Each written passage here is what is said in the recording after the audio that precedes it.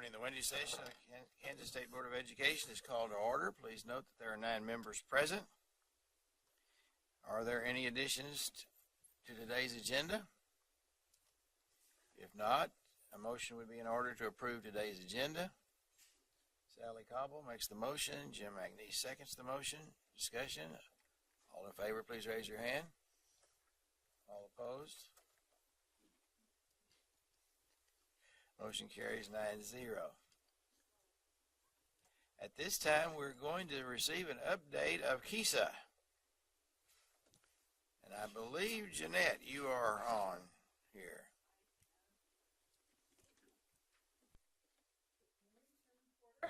Board members, and I want to thank you all for the opportunity to let us present to you for an update on KESA. I know we haven't been here for quite a while, so I'm going to do a kind of a general overview of where we have been and what things have been happening with it, and then hopefully answer any questions that you might have. With me today is Michelle Miller as well, who is currently our Director for Teacher Licensure and Accreditation, and Brad is here for eternal support. So I'd like to just go ahead and begin by giving you an overview of the breakdown of the systems in the years that they will be coming up for accreditation. So this is a view of both the public and private systems. Year 5 systems are those that are being accredited this year.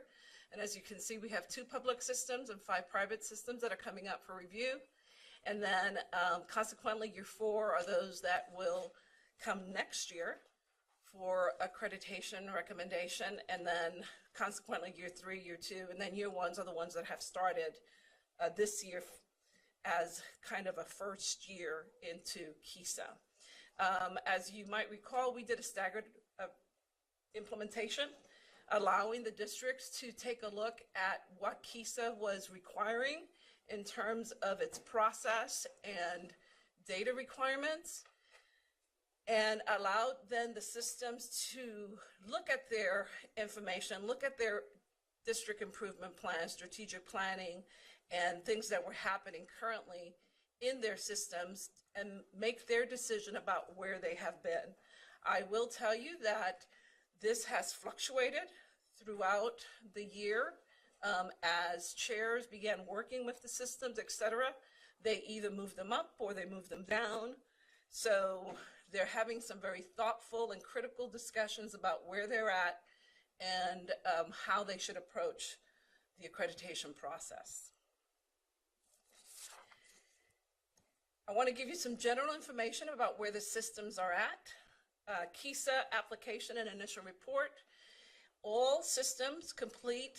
We have a KESA application, which is an authenticated application, where systems will go in and complete what we're calling an initial report.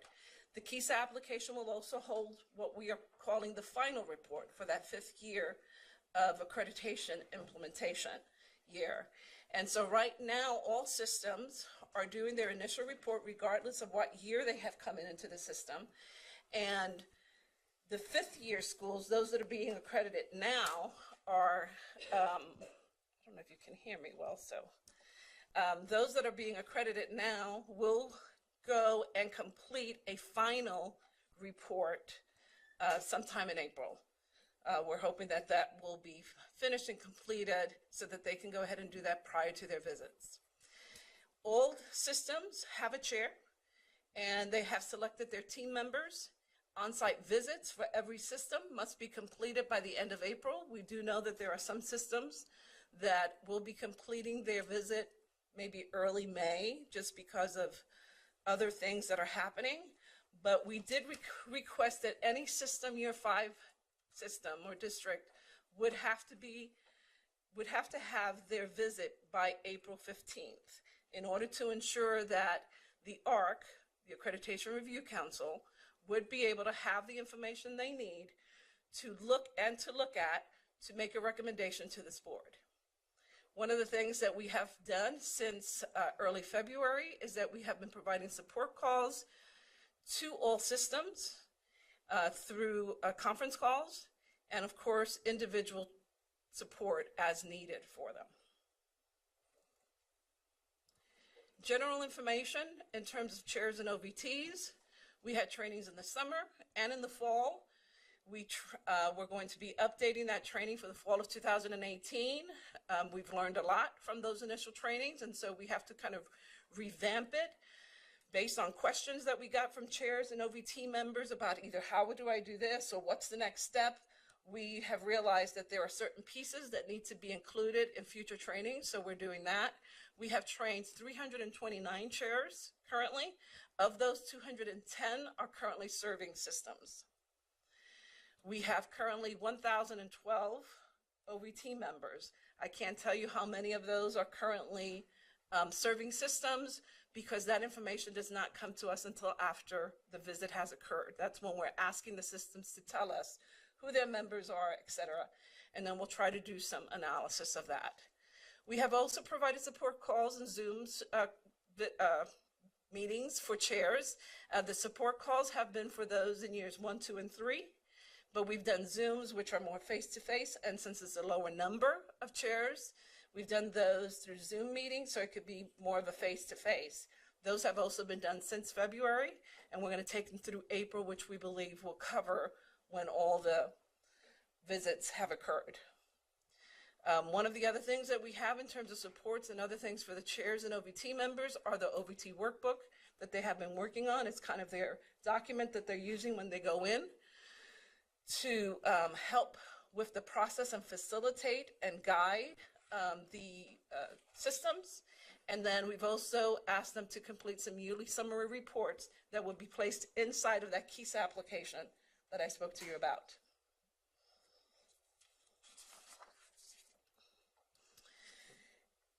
KESA application, in terms of what we did, we began with that initial application because that was the most critical piece that we needed at the time. We have put in the final report for systems in year 5 now, and those are in there. And then through discussions, it was how will chairs be able to provide the information to the ARC and get it here without it being very cumbersome. So we're having logins for chairs. So any chair who is, so if I was serving, let's say 501, and I was their chair, then I would have a login to their KESA application system. I would be able to see their report, see what they have done, as well as then input not only my OVT workbook, but do my summary report and provide information. We're also giving logins to the Accreditation Review Council, to the ARC, so that when they come in to review the systems, they can go in and access the information not only during the meeting where they're reviewing the system, but also throughout the year. Because as you can see by the staggered implementation approach, when we go further down in years 3, 4, and 5, the numbers are much greater. So we want to make sure that they are able to go in and be looking at that data and that information throughout the year before that system comes up for accreditation, a recommendation. Yes. I should know the answer to this, but remind me, I don't want to know names, but who is on the ARC? Okay, that's coming up. I don't need to know names. But that's coming up. Okay, and my follow-up question when it comes up okay, is how are they going to handle 191 people in 5 years, 91 schools in 5 years? That's a very good question. Are you going to talk about that too? I will. I will try to anyway. Yes. I'll mark that down as. So I speak quickly, so that stuff will come up fairly soon. KESA regulations, I wanted to just update you very briefly. Legal is still working with the Department of Administration on those regulations. We have been providing any support as needed with questions that come up and clarifications that are needed. So that's still being done. If you want really like in-depth information about the regulations, then that would be kind of a presentation or something from Scott Gordon for you. The other thing is just support and advisement for KESA in terms of what we have done. We have our Accreditation Advisory Council, and that group is the group that provides us and advises us in terms of how the system should work. Kind of tell us, this looks like it would be good. What's going to happen, like it with your question, what's going to happen when the ARC has all of these?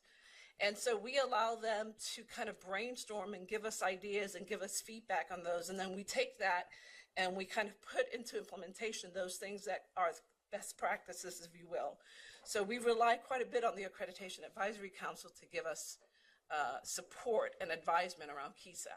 The other thing is with the strategic planning management that we have started in the agency, we have a KESA work group that is working with us in terms of providing documents, helping out with the trainings, doing a number of things that a small staff of 2 people in accreditation is kind of hard to do. So we're working with the work group in order to be able to get out some more documentation and resources for the field. We are also doing a lot of collaboration with Service Centers and Kelly Institute, which is the Kansas Education Leadership Institute. They are assisting us with the trainings of the chair trainings, and then Kelly that institute is helping us with the chair training. So they're providing the facilitation, the coaching aspects of training for that. And we will be getting with them once again, beginning in April actually, is when we're thinking of beginning the training, the update of the training for the chairs and OVT members. Accreditation Advisory Committee, as I mentioned, we have met 3 times. The discussions have been the KESA guidance for KESA regulations. When the regulation first came out, we brought to them and said, here is a draft of the regulations. We know that a guidance document will need to be provided for the systems in order to interpret and make sense of these regulations. How do you think we should do that? So they talked about impact, they talked about resources, they talked about some of the guidance that they thought. We have kind of tabled that discussion right now because the regulations aren't finished, so we don't want to be working on specific aspects of the regulation and then find out that we need to change it. But we have a good start in terms of how that guidance document, if you will, should take place and look like. KESA applications and updates, we gave them that information. We also, as you know, we have the KESA rubrics, which is the needs assessment for school districts to go through, for the system to go through. And one of the questions that we had from those rubrics, if I was a chair and I was assisting a school system, what would I be looking at, or what could a school system be looking at as evidence to show that these things are happening? So even though it is not an exhaustive list, because it's just possibilities, we then developed a list of evidences for each of those rubric areas that we have then now provided to chairs to say, when you're going in, if you're wondering, how do I really know if this is happening? You might want to take a look at these evidence pieces that people have said would serve as evidence to show success, or at least the implementation process for these KESA rubric and components. So that is available at the present time. They also looked at accreditation criteria guidance. The ARC, as we were training the ARC in terms of what KESA was and all of those pieces, they began a process to look at what would be an accreditation criteria. What can we look at and say, okay, if these things were in place, they would be accredited, or they would be conditionally accredited, etc. That accreditation criteria guidance was provided last month to the accreditation, to the ARC, to take a look at, and they have made their adjustments as well with that. And they have thought it was a very good document to look at, and to have as they review these systems. And then they have helped us with a number of resource documents as well. Accreditation Review Council, here goes to your question, Chairman Porter. We have about 16 members currently. We have teachers in every position, elementary, middle, and high school. We have principals, superintendents, curriculum coordinators. We have associate professors from universities as well. So every board district is covered or was covered. Our representative for State Board 5 last month resigned on us. So we are in the process of filling that position once again, and it was a principal position. So we kind of knew things like that would happen once the commitment and things like that, people find the commitment and then the time constraint. And speaking of District 5, Sally has a question. I think she answered it. I saw a blank, so I coded. She answered. Yeah. Thank Any you. recommendations? Or We will always take recommendations, and I do have the original list when we sent out asking folks to be part of the ARC, the Accreditation Review Council. We ended up getting a number, so I'm going to start there, but if you have recommendations, I will always accept those as well. You might have a whole lot of resignations between year 4 and 5. Yeah, or 1 and 2 when they find out all the work, right? Yeah. Yeah, so those are our members. They have met 3 times this year.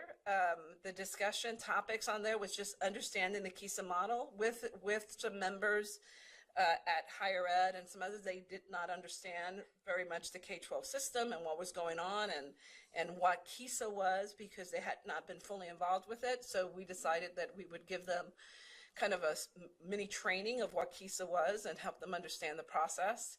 We reviewed expectations for accreditation recommendations and what those were.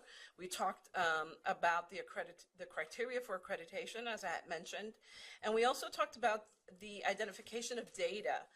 What's the data for accreditation determination? What do they need to look at? What was it that they wanted? And how would those reports end up happening? This last meeting that we had, as we are approaching that May 2nd meeting, which is the meeting where those 2 public systems and the 5 private systems are coming in for accreditation, we talked about some of the data, and we presented to them the data from the 2 systems. There was some good conversation about that. Anytime you give data, people want to go in depth in terms of what it means and how it's going and all those other pieces.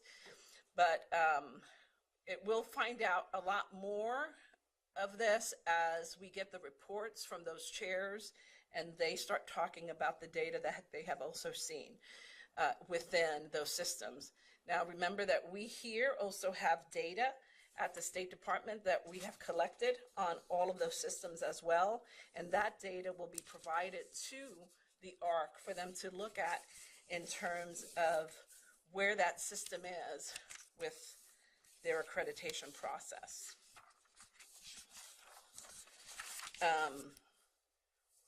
As we have been providing in-depth support, we've been calling those 2, particularly the 2 public systems, because the other 5 private systems are advanced ed schools, so the support has been coming through the advanced ed, and then I have been working with them to ensure that all the board goals are being reflected within those reports, within those visits as well. So Bill Backshaw has been working with the 2 systems currently that are being coming up for a recommendation for accreditation.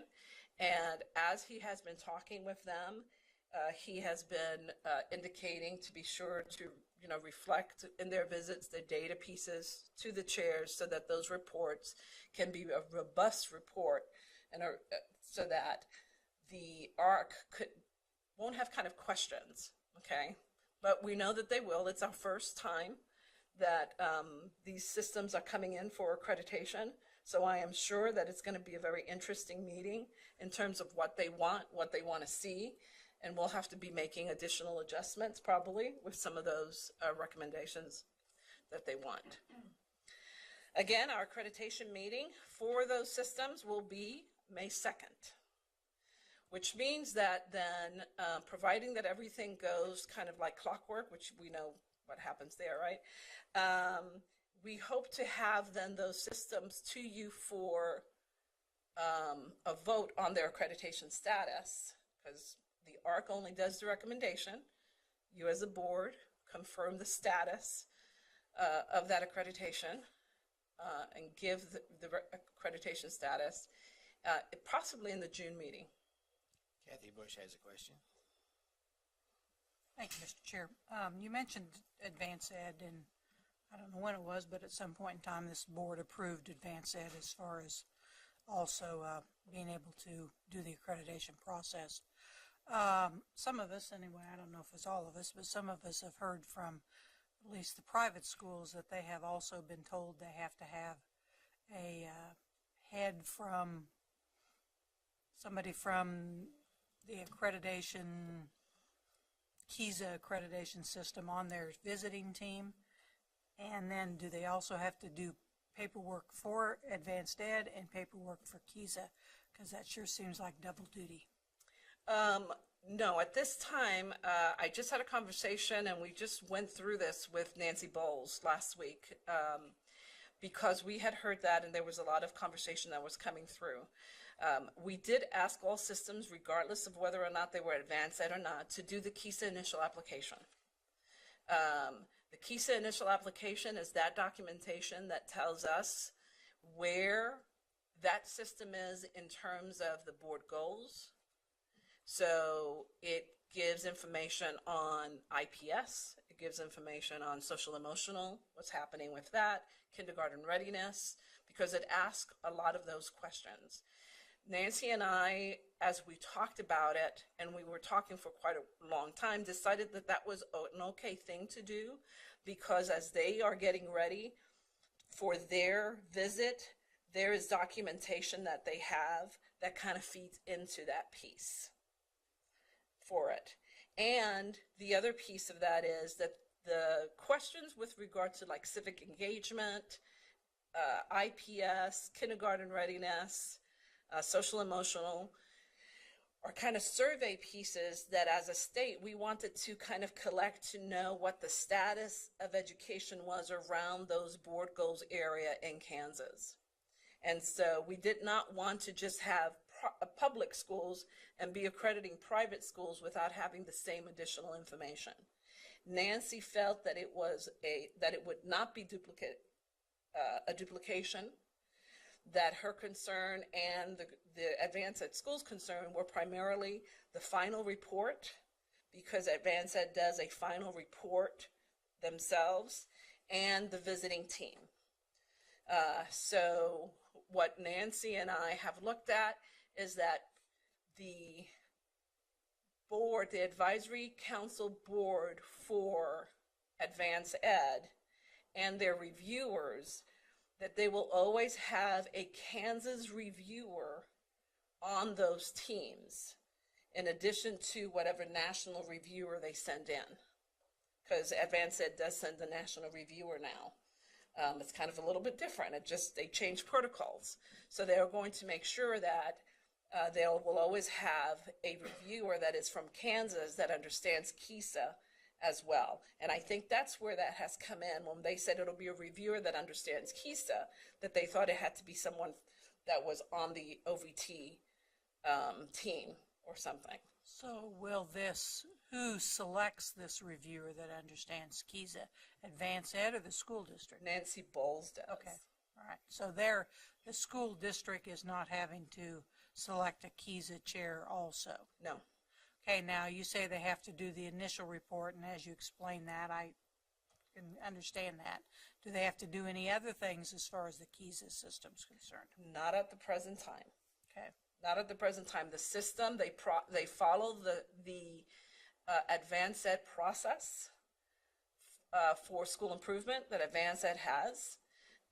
And then right now, the ARC is going to be receiving the reports that Advanced Ed does for their reviews, and they're going to be looking at those, and it'll be the first time. So we'll see how that works with them. And one of the caveats that we will be telling the ARC is that the board did approve Advanced Ed as an organization for doing the process of KESA. Not, I always have to kind of state that it's not the accreditation, because they don't accredit. They'll be accredited through their system, but it still will come to you. So they will need to look at that report as part of what needs to happen with a KESA. So you'll keep us informed if there's any changes Yeah. as far as what the advisory council recommend. Absolutely, absolutely. Right. We, Nancy and I just finished going through, they have a number of surveys that they do with their systems, and Nancy has looked at all those surveys, and she has done a crosswalk of all the items of those surveys and inventories against the KESA rubric, and has indicated where they can be found, not so that schools could kind of do additional paperwork, but so that the advisory count, the ARC, could understand where these things are aligning. Okay. Okay, thank you. And we have a question from Ann Ma. Thank you, and I appreciate you and Nancy working through that, because we had talked a while back about the independent schools' concerns, but Nancy thinks that things are going to be okay, so if Nancy's good, I'm good.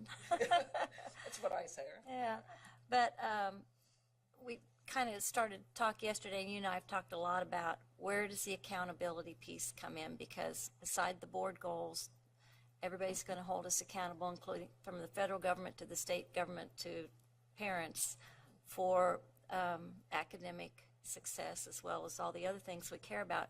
And I couldn't pull up the KESA application, but where is it that the schools report their academic success and the OVT looks at that and says it's good or not good?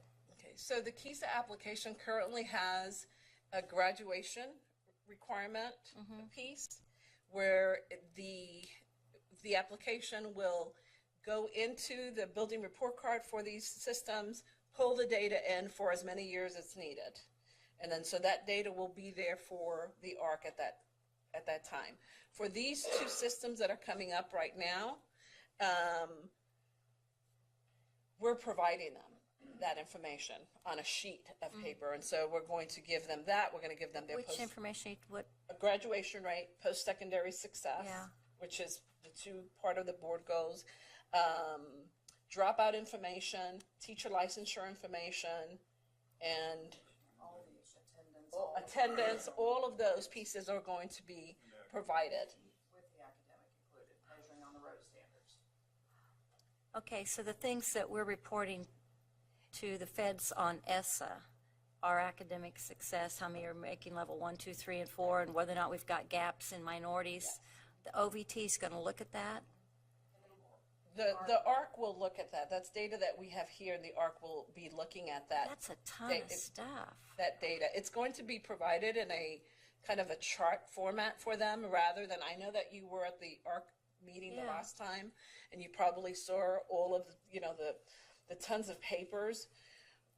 That was kind of our first look at what was it that we had. So we're going to provide charts so that they can take a real quick look at where they were. But we will also have we've been working with Kansas Star as well. And so those chairs, those school districts who've used Kansas Star will have access to the Kansas Star information as well when they go into the school systems. Well, it just seems like that the ARC is going to have some, and I've seen the ARC report, and there's nothing on there about academics. I mean, that's what they were walking through when I was there last time, but there's nothing in there that says this is how well the school did academically. I just want to make sure we're not setting up a situation where we approve every school, we accredit them, and then the feds come in and go, well, you guys didn't even get close on academic. Yeah, absolutely, yeah. Can I make a comment? I'm sorry. Sure. So what we are working on right now is providing the ARC a quantitative piece of data. We're still in kind of development of that. It would be a sheet or two that gives them the capacity to look at all of those compliance and foundational issues. The OVT and the chair's responsibility is to get that good qualitative look at the district, the narrative, the story, if you will, so that when the ARC looks at the district that's coming in year 5, they can marry those two pieces together and feel really comfortable that the recommendation they're making to you is based on quality and quantity. But that quantity piece, we have so much data at KSDE to report on each district. We've got to really figure out how to narrow that and focus that based on the goals set by the board, and also be able to help them feel comfortable that academically that district is making progress too. Because it looks like, I mean, we've got the board goals covered. I mean, everybody's Yeah. doing the things that we're interested in are, you know, Kansas can thing, but there are other things too, and I'm just, Sure. I don't know how the ARC would get through all that, particularly when we get to the year when you have 191. I mean, just what you're handing them without that is a ton of And stuff. know too that a lot of those year 1, 2, and 3 districts are still moving. As they see how this first year progresses, they're going to move a bit and spread themselves out, we believe. And for us as a team, we won't wait until year 5 to start looking at those districts. We'll start looking at them. That'll be the majority of our work, is that we're going to be looking at those districts as they move through the process, because we realize with 191, 175, whatever that number ends up being, you can't wait till that end year to take a look at all of those. You're going to have to be progressing and working with them in year 1 and in year 2 and 3 and 4, so that by 5 we basically already have a good So understanding. are we looking at the measures? It looked to me like on the OVT reports every year you were looking at the board goals, but I didn't see anything there where they ever ask them a question about academic success. It's just not on there. On the OVT workbook, there are some questions about what your data looks like and those kind of pieces. It is also a piece that we're going to refine a little bit with the training, in terms of being able to be more, to give them more information on what exactly they need to look at, without really knowing what kind of information the ARC wants to see, and as they go through these two. It was kind of difficult to put those pieces in at the beginning of those trainings. So we're going to be adjusting that training. The other thing is that, remember that we're giving the ARC access to those KESA applications for all of the systems. So they will be also going in. Not only will we be looking at those systems as they come up for accreditation throughout the year, but they will also be having information, and we'll be in contact with them, trying to tell them, well, you might want to go in and take a look at this data that's in there. I think the reports will refine and improve Okay. quite a bit. Well, I don't want to hold the whole board up, but I'll come in and you guys can show me where this. Yeah, this because is in no way do addressed. we want you to hear that we're ignoring that academic piece. We are not. We're just trying to figure out how to disseminate all of that data in good, clear documents that Okay. they'll have available. When I went to the Rose crosswalk page, it just comes up error, so somebody needs to look at that. Okay, yeah, we have somebody actually working on all of those links Okay, for us that thanks. we just hired, so Thank you, Mr. Chair. And I want to follow up. I share the concern that if we don't address academics in the report, of course, we're interested in academics. Absolutely. But so are the people that are looking at us. Right. And expecting us to hold people accountable. So that is that's really the point, isn't it? It's a concern as well. It's a concern as well with me. I mean, I've been in this department for longer than I want to admit. But my experience has been that we always when we try something new, we tend to throw out the baby out with the bathwater.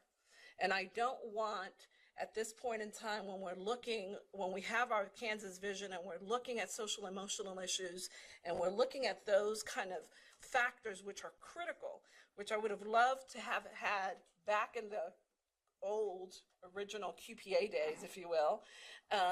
And then when No Child Left Behind, we ended up with all academics and I want to make sure that there's a balance, because if this system is going to stand the test of time, when the commissioner retires, when I retire, when you all are gone, and it's going to be because there is a balance. There has to be a balance between academics and our board goals.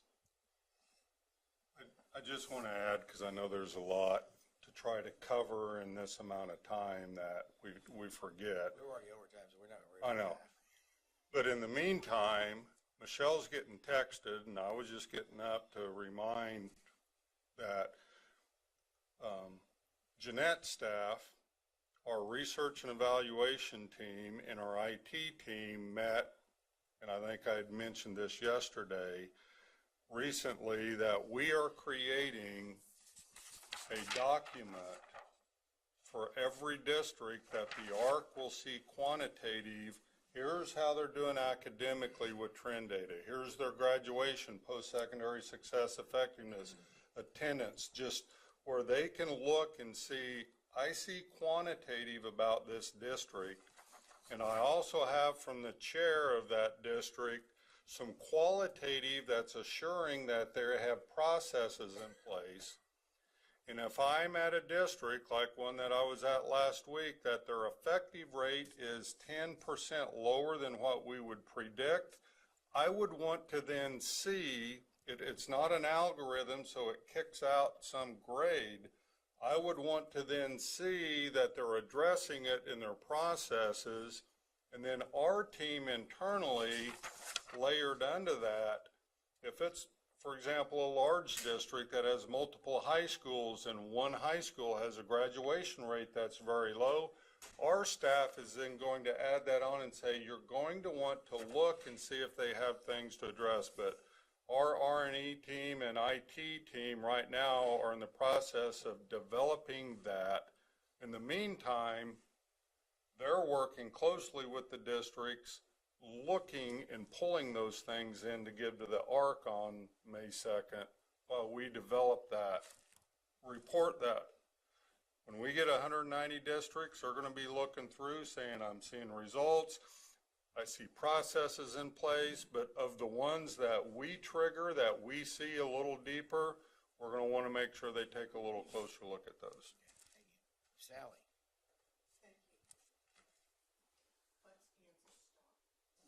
What's Kansas Star? Sorry. Kansas, okay. Kansas Star is the Title I process that's being used for those school districts with ESSA that are targeted for improvement. It's their kind of application where they end up putting in their goals. They look at what they're being worked on. So it would be eventually like a school improvement plan that gets put together, and it is aligned with KESA. We've worked together to align everything with KESA. Okay. Jim. Thank you, and I'll make this quick. Brad, thanks for that background on what we're doing for the quantitative and qualitative. One of the questions I have is what documentation or what methods are you going to provide for us as board members who are going to ultimately vote on their accreditation information? The likelihood that I'm going to sit and read 100-page, 191 reports is not likely. We're going to obviously count on the review teams to give us the information. But I would personally ask for an executive summary on each one that focused on the qualitative and quantitative report. And if there's issues that I see, then I have access to the complete school report, but also to provide to others. And one of the things that has been a drawback in the past has been these reports are quite lengthy and they're in educationalese and they have a lot of meaning for the site. But they are sometimes barriers to understanding for those not in the non-education world. Now, we have several educators in the legislature, but we have a lot that aren't. And they're suspicious when we do that. So a direct report that's not very flowery, but, there. And I realize we have report cards online and all, but yes, what they're... Yeah. Well, it won't necessarily what the report is going to look like. Yeah. What am I as a board member going to receive, and what can we provide the public, especially the legislators, because there are many there that do not have confidence in our efforts to accredit. You guys always accredit everybody, and they just pick out one or two and that they don't particularly like or have heard something about. So what consistently, reports to us can we see on a school, especially those in our own districts, but across the state, that are consistent in terms of their expectations of what's in that report. And it's not an educationalese, it's a straight ahead kind of report, executive report to us. We'll ask whoever happens to be chair of this body in 5 years to make sure that Mr. McNeese is appointed the liaison for that purpose. Well, Mr. McNeese would love to do that. Not really, but yes, they would love to do that. But actually, we're going to be getting some here pretty quickly because we have 7 schools already, 5 private, 2 public, that are are going to be coming forward? It's really an excellent question. I'll be honest, we have not really, we've thought about it, but we don't have anything in paper in terms of how that's going to come to you. We have had some discussions in terms of asking the commissioner to maybe, as we develop something, maybe pass it on your letter or something, to talk with you, Chairman. Does this look like a report that would be sufficient for it? Now that you have indicated about an executive summary, we'll try to take a look at providing something like that. Short, sweet, to the point, no educational leads, but that will Well, it have has the to be data. some, but yeah. Yeah, but that will have the data sufficient that you can make a decision based on the recommendation that the ARC has provided you. And we can also use to communicate with those other publics that are important in terms of creating confidence and funding. The good thing is that we only have 7. Yes. So that we would have some time to maybe refine whatever report comes to you, so that the following year it could more match what would be needed as well. I would also, I know that our chair was trying to have me accept new duties and responsibilities, but I want to get back to Ann's issues that she brought up. I think having the executive summary, if we go with that, I would be happy to, and I'm sure Ann would be happy to work on it. And I'd like to have some legislators work with us in terms of what questions they might have that are there. They're our customer as well. So I don't give that task totally to you. And since I said it, I would be glad to help, as I'm sure others would. You know, we'll be more than glad to work with you and the legislature to make sure that what is provided and what comes to you for accreditation recommendation is what will be beneficial to you and to the legislature Great. as well. Thank you. Yes. So just let me know. I mean, do you want me to just start beginning and setting a meeting? Is that When you're ready. okay? Yeah. Okay. Perfect. And, I'm concerned about that year 5, but I think it's really good that there are not very many to start with, because that gives you time, gives all of us time to gear up and see where the problems are and correct those. Steve. Thank you, Mr. Chairman. Outside validation teams, to me, seem like inside validation teams. The folks on the ARC and outside validation teams are all educators because they're the experts. So I want to dovetail on some of the things that Mr. McNeese raised and that Ann is speaking to with an analogy. I've been reading a lot about race and risking return to Jim Crow and states' rights, all sorts of things related to race. And one of the things that struck me was a book written by a preacher. He's a white gentleman who was shocked by learning that the dark-skinned children that he worked with, the parents tell the children to stay away from police officers. Like if you get lost, if you're a child and you're lost, typically a white parent will say, well, if you see a police officer, go up to them because they're your friend. But dark-skinned people typically say, if you get lost, for gosh sakes, don't go up to a police officer. It'll lead to more problems than you can solve. Just lay low until the coast is clear. And the gentleman who wrote this book said he was just absolutely floored by that, and it stayed with him the rest of his for 50 years. And I must say, as I read it, I was kind of floored by that, because I raised my kids to say, you know, the policeman is your friend. So the analogy that I want to bring is when there's a failure of a system, say a shooting, police officer shoots anybody of any color, there's typically an investigation, right? Police officer probably has to sit behind a desk for a few days or a week or something until there's an investigation. And the investigation is always done by the police department or the sheriff's department. And so you have the folks, the inside baseball folks are doing the evaluation. And what troubles a lot of folks in urban environments is that whenever this happens, the investigation is done by the very people who are doing the investigating. it's the classic fox guarding the hen house, for want of a better phrase. That's what we have in this accreditation system, and I'm disappointed that outside validation teams have not just welcomed the public into the process. I want to make that point. Now, if part of our moonshot is to reach out and serve the public more and invite them into these evaluations, I'm all for it. But as we push the public away and say, we're the experts here, you don't need to bother coming looking over our shoulder. We've got this, then we've got a problem. Advisory Council has members of the community on it that are not educators, and any school district is welcome to have on their validation team any member they choose. They can choose community members, business members, however they wish to do that. So they can create that partnership that you speak of.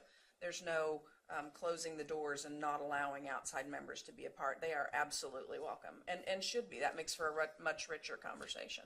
So our advisory council has folks on it who are not educators, and any OVT team is allowed to do that as well. Yeah, and I'd like to just clarify, it might be semantics or whatever, but we went away from the term outside validation team to just outside visitation team, because validation, the teams and the chairs and OVT members thought that it was a little bit strong in terms of we're coming in and telling you, we're going to validate, in terms of that, and so we went and just said outside visitation teams. The other piece is that as these visits occur, there are focus groups that the systems are supposed to bring in community members, parents, students, business, that come in as focus groups to talk about the system and what is happening also within the system. Respectfully. Yeah. When you make a change like that, to me that smacks of the cops investigating the shoot of their own people. I mean, it does. Yeah. And so you say, well, we're not going to have the public help us validate, but they can visit. That's how I interpret this. Yeah. Yeah, I understand that. And of course that change, we had outside validation teams at the beginning, and not even within 6 months, that was when the system was just beginning to change. So because it still says OVT, I think a lot of people still end up reading it that way. But,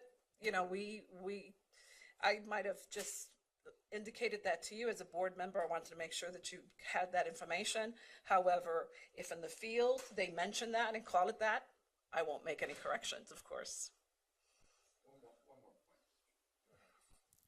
We get things put in front of us. OVT, outside validation team. So I talk to the public about it, and then there's a change made.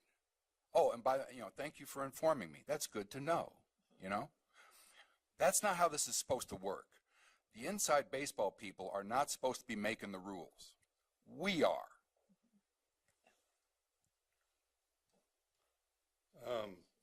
Mr. Porter, our job is to bring you our best recommendation and process to ensure our school districts are following the board's vision and outcome. It is ultimately your job as a board to then approve whether they're accredited.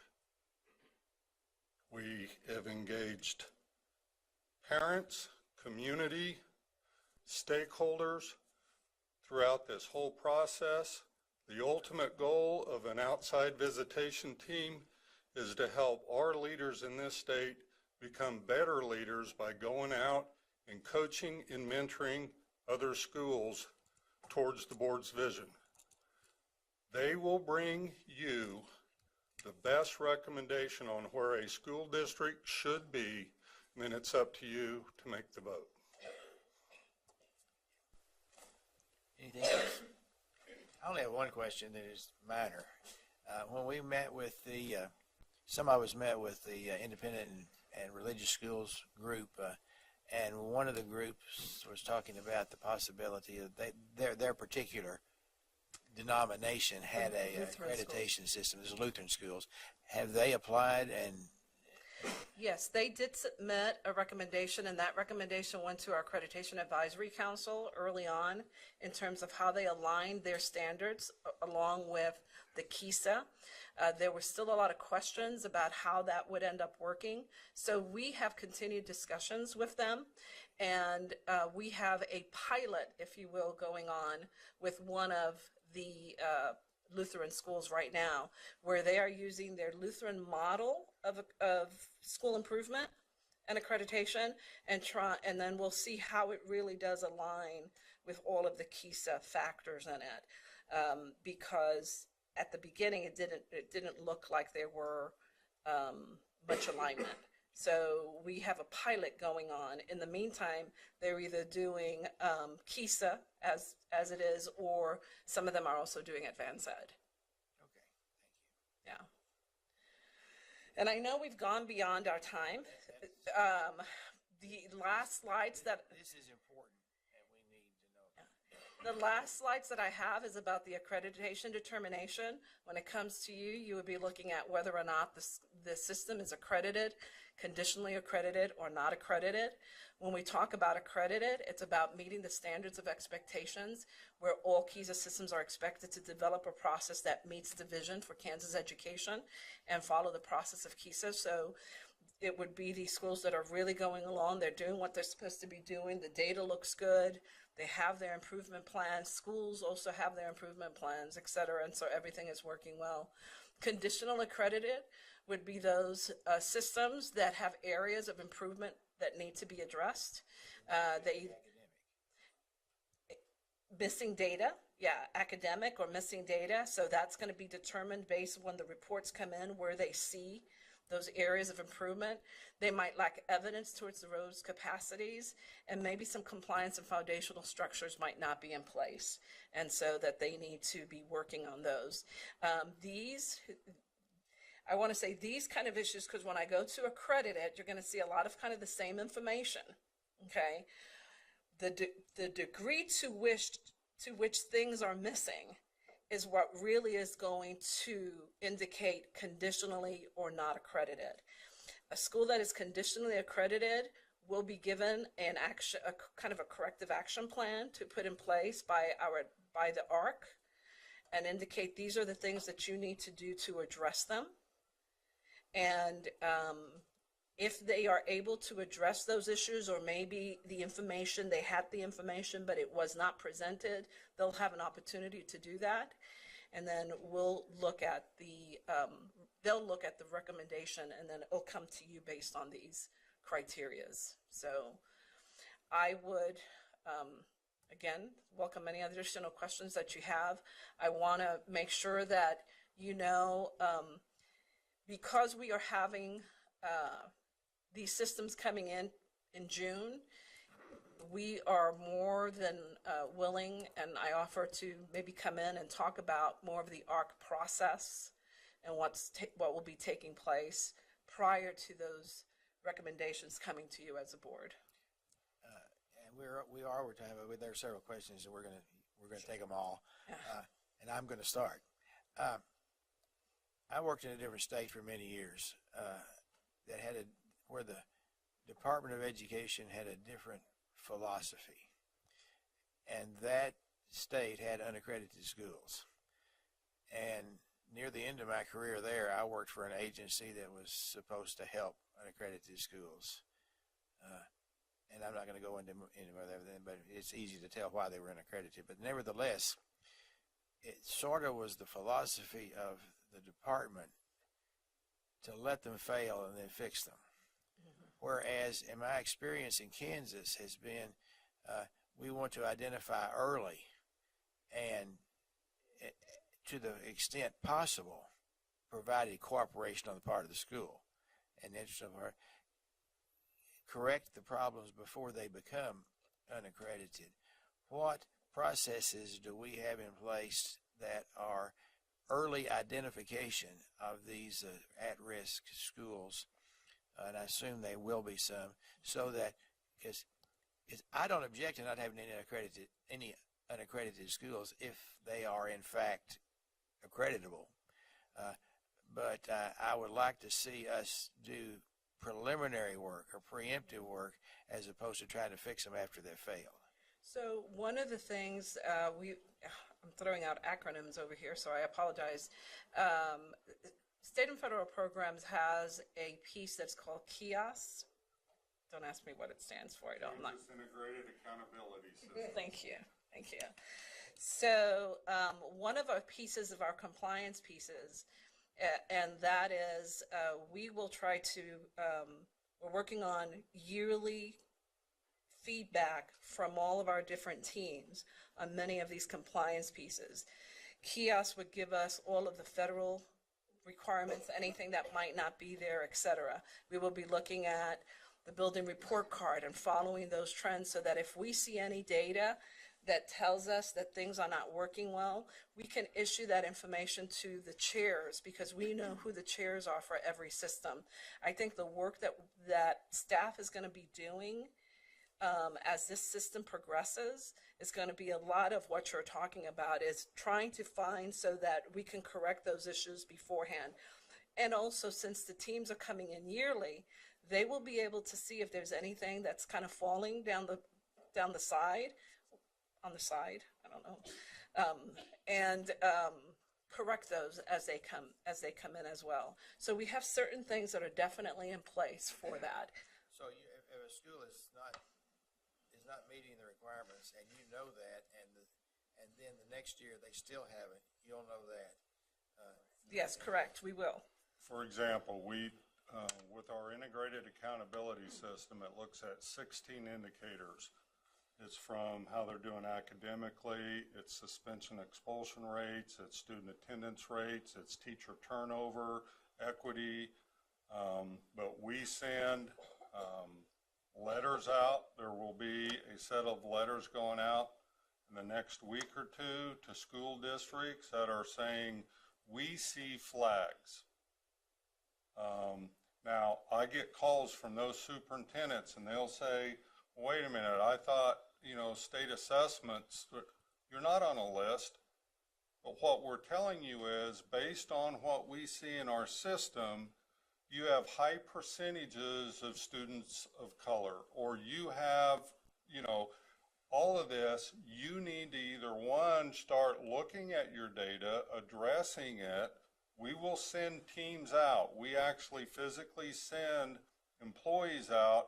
It might be a data entry issue on but we do that constantly. I think that system was put in place maybe 3 years ago. But we send those letters out. You're not going to see that on a report card. You're not going to see, but we see from our end, a lot of turnover in a building, not only in leadership, but large percentages of teachers that have a few years of, that coupled with these other things, our staff monitors and sends those letters out every year. That's the kind of information would then be coupled with the ARC to say, yeah, you have this, but there's also other things we've been monitoring with that district. I've always appreciated the philosophy of the department because I've seen the contrast. Ann. Thank you. So did you say May 2nd is when the ARC's going to come in and review this first group? Yes. Oh, okay. The other thing was,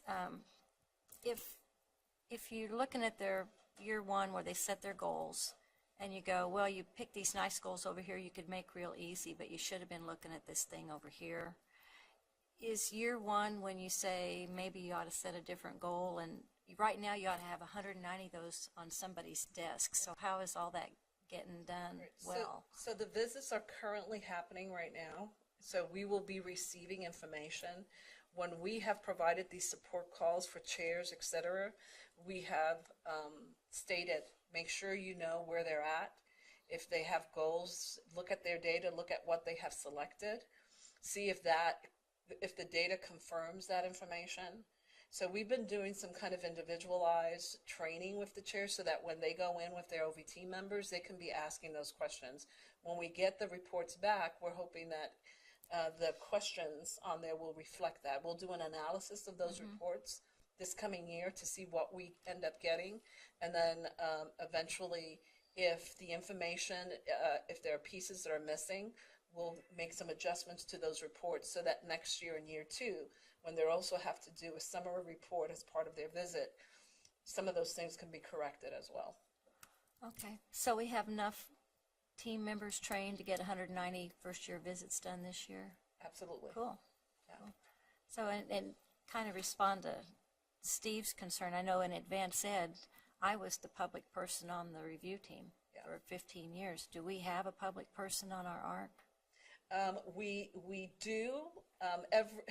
We have a position, so that's another position that we have as a vacancy, because every time I've approached them, the amount of work as they have looked at it, it's kind of hard. As you know, before we got you at Advanced Ed, that was a position that was very hard to fill, and we're finding that to be the same thing here. Well, if you need some help, maybe I could find somebody from at least around the area that'd be easy to come in. Absolutely. We'll welcome any names Okay. that we can. Thank you. Thank you, Mr. Chair. Now I'm going to show my age a little bit, but that's okay. Maybe experience, maybe that's better.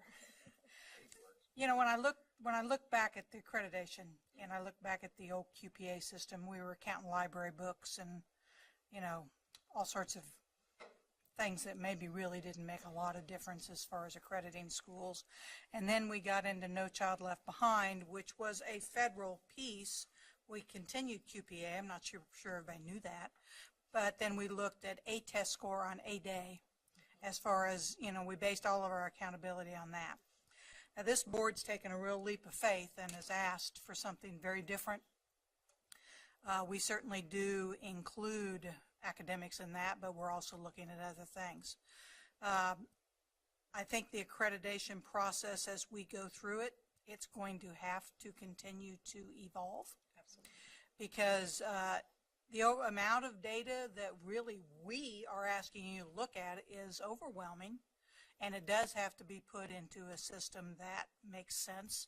And as Jim said, when we get even 7 reports, we're probably going to look at those and go, okay, this has got to be a way that is more understandable, not only to us as board members, but then to the public. So I think we're going to see some changes and some necessary changes. I think it's just real important, which I appreciate you coming today, that you continue to keep us informed, because I do think we are asking something that a lot of other places are not. But I think it's the right thing, because we are not just, we're looking at academics. That's why school exists. We exist to educate children. But as we see in our society today, education is not just a test score, a math test score, or a reading test score. It's much broader than that. There's much more components. And, you know, quite frankly, I think you've done an amazing job of coming up with what you've come up with so far. I just know we're going to have to refine it so it's manageable and it doesn't kill you guys, just like you're trying. It's hard to find somebody, a public person, to look at the ARC. They're going, oh, that's too much work. You know, so we're going to have to look at that, I think, and do some things. But I think, again, continuous updates to us, I think, is a good thing, and us providing feedback. And even though this has taken a while, I think it's important information and well worth the time. I think districts, again, to Steve's questions, I think districts are now required, I don't know what it's called, I'm sure it has an acronym, but they're required to have some kind of a district advisory council now, aren't they? A district site council, and then the schools have to have school site councils. So the district site council, at least based on my previous experience, is new, and there would be a lot of public folks on that. Absolutely. So, which then I am sure, I would assume these district site councils would be reviewing the data and the accreditation process and all that as they go through it. So it gives another set of eyes. They may not be part of their visitation team, but it does give another set of eyes as far as what that district is doing. Is that correct? That is correct. Okay. All right. Thank you. That is correct. John. I'm not sure how I'll be able to communicate this or not, but I'm encouraged a little bit by what I'm hearing, because I've always thought that this new accreditation system was more like it was too subjective, not objective enough. And so, especially if you're out there and you're a superintendent and we've got these people coming, but we're really not sure what the expectations are. So I don't know how that's being communicated, because it could be, I could lose my accreditation if the team doesn't like me or if I don't like them.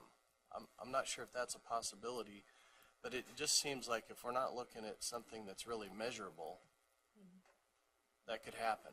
Yeah. So, and then, so I don't know, I guess we're evolving with this process, and we're going to hear more about that.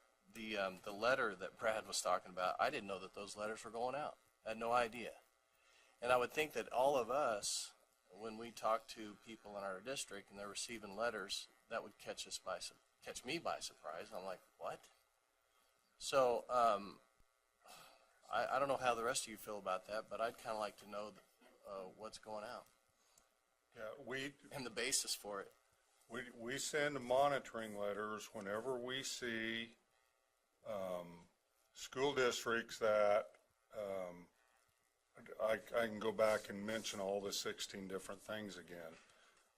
But we send letters out to the superintendent that says, you need to go in and look at your data, because from our lens, when you add 3 or 4 things together, it's not, we call them monitoring letters, but it's just to inform them that at the superintendent level, they may need to look at something. A lot of times it's, I don't want to say clerical error, but I'll give you an example. We had one school district that had a high degree of seclusion and restraint issues. Could this letter be something that's, if it's truly, if you're looking at data and just responding to the district, why couldn't it go to every district and say, these are the points that we're watching? And this is how you are, and you're getting A on this or C on this. Yeah.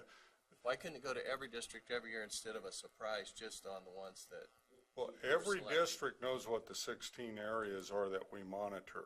Okay. We just send a letter out when we see in our system that, for example, every district knows that because all the stuff that we monitor is data they're sending to us.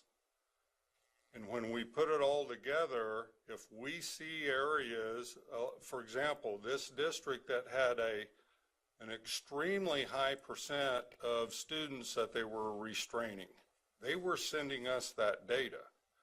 We're just now replying back and saying, hey,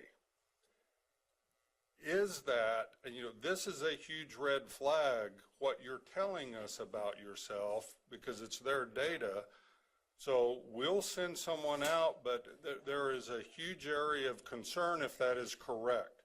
Turns out to be, it was a clerical error that every time a kid was in school suspension, they were clicking the wrong, So those are the types of things that we do all the time. We report back out to school districts that what you're telling us about your district is cause for concern. And the majority of districts don't have any issues. Yeah, Yeah. so out of 286, I think next week we might be sending like 11 or 12 out. It's because what they're reporting to us would cause us to say, either you're reporting it wrong, or at the district level, a lot of it's building level stuff, and there are times where the superintendent will go, I didn't realize one of my elementaries had such a high absenteeism rate, or, coupled with a lot of things. So it's to inform them back. And like I said, there might be 12 go out next week.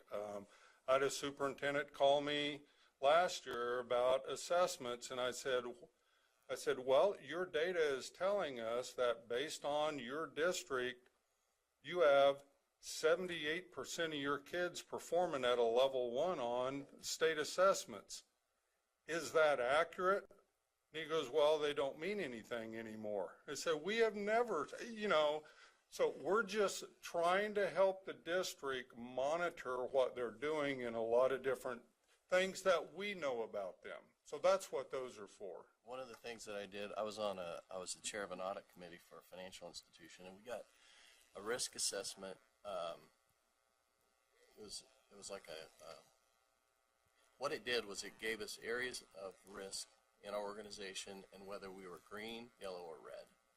And it was very helpful because we could pay attention to the items that were yellow. Certainly the red need to be fixed. The items in yellow were areas that we needed to be cautious about. In the green, we were okay.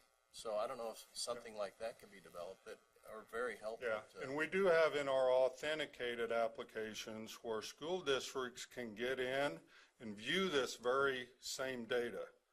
The problem is not a lot of them, you know, we do trainings, we do data quality, but when we see it, we'll send a letter out to say, you need to be aware they have access to the same stuff we're sending them. It's just when we start seeing flags, we reach out, we'll send staff out. I'm not going to say half the time, but a lot of time it's poor data entry on their part. But there are times where we find that there are issues when you look at a Wichita or a KCK in multiple buildings, and it's hard to manage all of that data from a central office location. We have staff that can send and say, hey, you need to look here or there because according to what you're sending us, and that's what those are. But that's the same type of system we talked about for the ARC. We'll give you general, but when we see underlying, we're going to provide that also. What I don't know, this is just my 10%, but as far as the 16 items, the rubric that you build to evaluate systems and what catches your attention, I would just like to have input on that. How you weight those particular criteria items and the rubric that you build and the report that goes back. I'd just like to see that and have some input on that. I will say for your other to address, and I think Mrs. Bush said this too, last fall, this is unique to Kansas. Last fall, with all the Council of Chief State School Officers and every other deputy commissioner, I asked all of them, how many of you are looking at multiple data points to accredit schools? And I would say a third of them said, yes, that's what we're building into our system. I said, how are you going to use that? Every one of them said, we're struggling with coming up with some algorithm that takes all of those things and then kicks out a label. We are the only state, now there was only 42 of the states represented, but out of the 42, we are the only state that is saying we are taking the quantitative and the qualitative that's going to be reported, and we're going to have a team that is going to look at those things and make a judgment recommendation to you on whether or not, and I'll say again, I've been to school districts that have a low effective rate, but they are digging into it. I was at a district last Friday that they had it up and their teachers were addressing it. What we want to see in our accreditation model is they're putting things in place to address what their data tells them they need to be focusing on. And that's, if they do that, they will most likely bring you a recommendation that we accredit them because they have things in place to address what their quantitative data tells them. What we don't want to see is poor data and no evidence that they have anything in place to address them. And over the last 5 years, they've done nothing. That's when we're going to then go to a next level. So could I make one follow-up comment as well? I'll just tell a quick story. I think it will kind of bring all of this together. When I started teaching third grade, or when any new teacher begins, they realize they've got 30 kids at point A and they need to move them to point B. And everybody's point A and everybody's point B is different. The same is true when you move out of the classroom and into a principal position. You have 75 staff members whose point A is different than their point B, and you have to maneuver and develop plans to move them in that direction. I see my role now working with Brad, Jeanette, and the team as working with these 286 districts and all of those private systems as well. And everybody's point A and everybody's point B is different. And so this system allows us that flexibility to look at all of your district's point A and to know what we want that point B, that moonshot to be, but to put a box around every one of them is a very difficult process. And so we're working diligently to create documents that can quantify and that can access that data for all of them. But it is a process, and it does take time, energy, and effort, and a lot of teamwork to look at their point A and realize their point B, because they're not all going to be the same. All of those chairs are going to come back and they're going to say, well, my district this and my district that, and everybody's heading to these same goals, but they're getting there in different manners because their communities are different, their school environment is different, the support for the progress is different. So it's difficult, but it's no different than a classroom teacher. She has those 30 kids and their point A and their point B is different, and this system allows us to really look at that and to differentiate that process. I hope that kind of makes sense a little bit. It's very hard to get a one cookie cutter to fit over all of them at the same time. Okay, you know, it kind of goes back to Jim's point a little bit earlier about the executive summary and how we can communicate what is actually going on, and when do we have input as to the particular items that we're measuring and how we're going to weight those. Right, and certainly we want your input as we bring you those 7 districts and what that summary looks like, because we do know there needs to be a 1 or 2 sheet executive summary for each of these processes, and so we would value your input on that as well. Okay, we're going to move on, but the final comments will be made by the commissioner. Thank you, Mr. Chairman. Kathy reminded me of what experience is, and I do remember the accreditation model that said, can you tell me where your flagpole's located, because it had to be on a certain side of the building, and I'm not making that up. And then we went into, let's measure how students do, and Jeanette was the mother of that system called QPA. No child left behind said, let's look at a test score. John and Ann, Steve, everyone on this board is reminding us we're in a new era.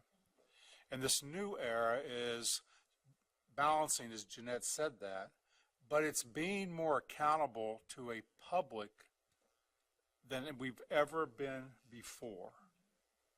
And that balance we haven't arrived yet, John. I think that's what you're saying. We haven't gotten where that is yet. And we're going to have to get where we can internally operate a system that isn't overbearing. I think that's what Ann keeps asking us, how are you going to do all this? How are you going to do all this? Gives a report that's simple enough that someone across the street or someone that's looking at an elementary school that calls you can make sense out of, that still is robust enough to balance all of those. And that is somewhere we're not at yet.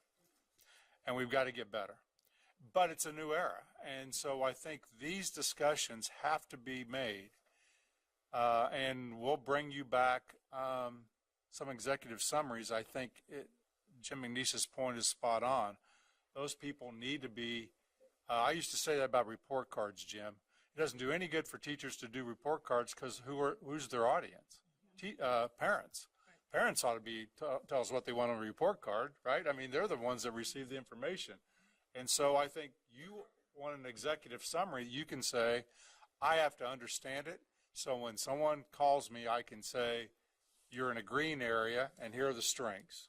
Or you're in a yellow and here are the things to work on. You know, I was just thinking, in an audit, when you got an audit at the end of the year and you had your different levels, and it said your segregation of duties in a small school isn't what it needs to be because you don't have enough people, right? And so there were recommendations always, well, even though you don't have as many people as you should to sign that off, I know you probably had that all the time, Jim, you would develop different ways those people could oversee each other in different ways. So I think you're challenging us to do something that needs to be done that it just hasn't. I want to just bring everyone's reminder what also is unique about Kansas under the Constitution, other than this body, are the 7 members that oversee a local board of education. And their role in and making sure that they're overseeing the processes and procedures by which their schools are accredited is important too. So I just wanted to say thank you. These are tough discussions for all of us. There are a lot of people that have worked hundreds and thousands of hours on Jeanette's team that aren't even represented here today. And we always have to remind ourselves that the work becomes territorial to us.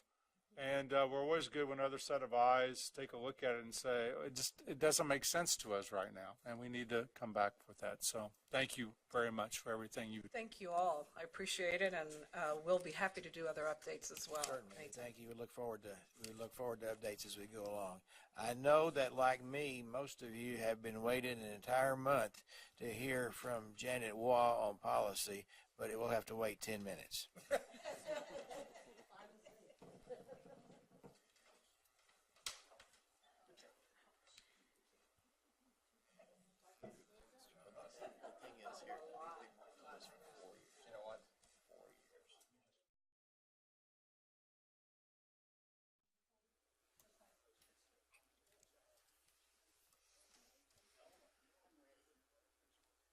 Janet, receive recommendations from State Board Policy Committee. Thank you, Mr. Chair. Now, this will probably be the most exciting part of your day. I could make it short, or I could make it long. I'm going to try to make it short. The Policy Committee is pleased to present these recommendations, and I would like to start off with, I'm going to go through the ones that should not take as long. We have one new policy recommendation, 2001. You might see that there's only one change on that. So I'm going to ask for questions when we get through if you have any questions, but at this time, that's the policy recommendation we're doing. Now, we did, I didn't look. I think it's the last page of the guidelines. I don't have page numbers because I've got it printed. Pardon me? Thanks, Peggy. Okay, that's only one item is changed on it. Okay. Any questions about that? Find it and you can ask me questions. Or ask Ann, or please feel free to ask Ann or Steve questions too.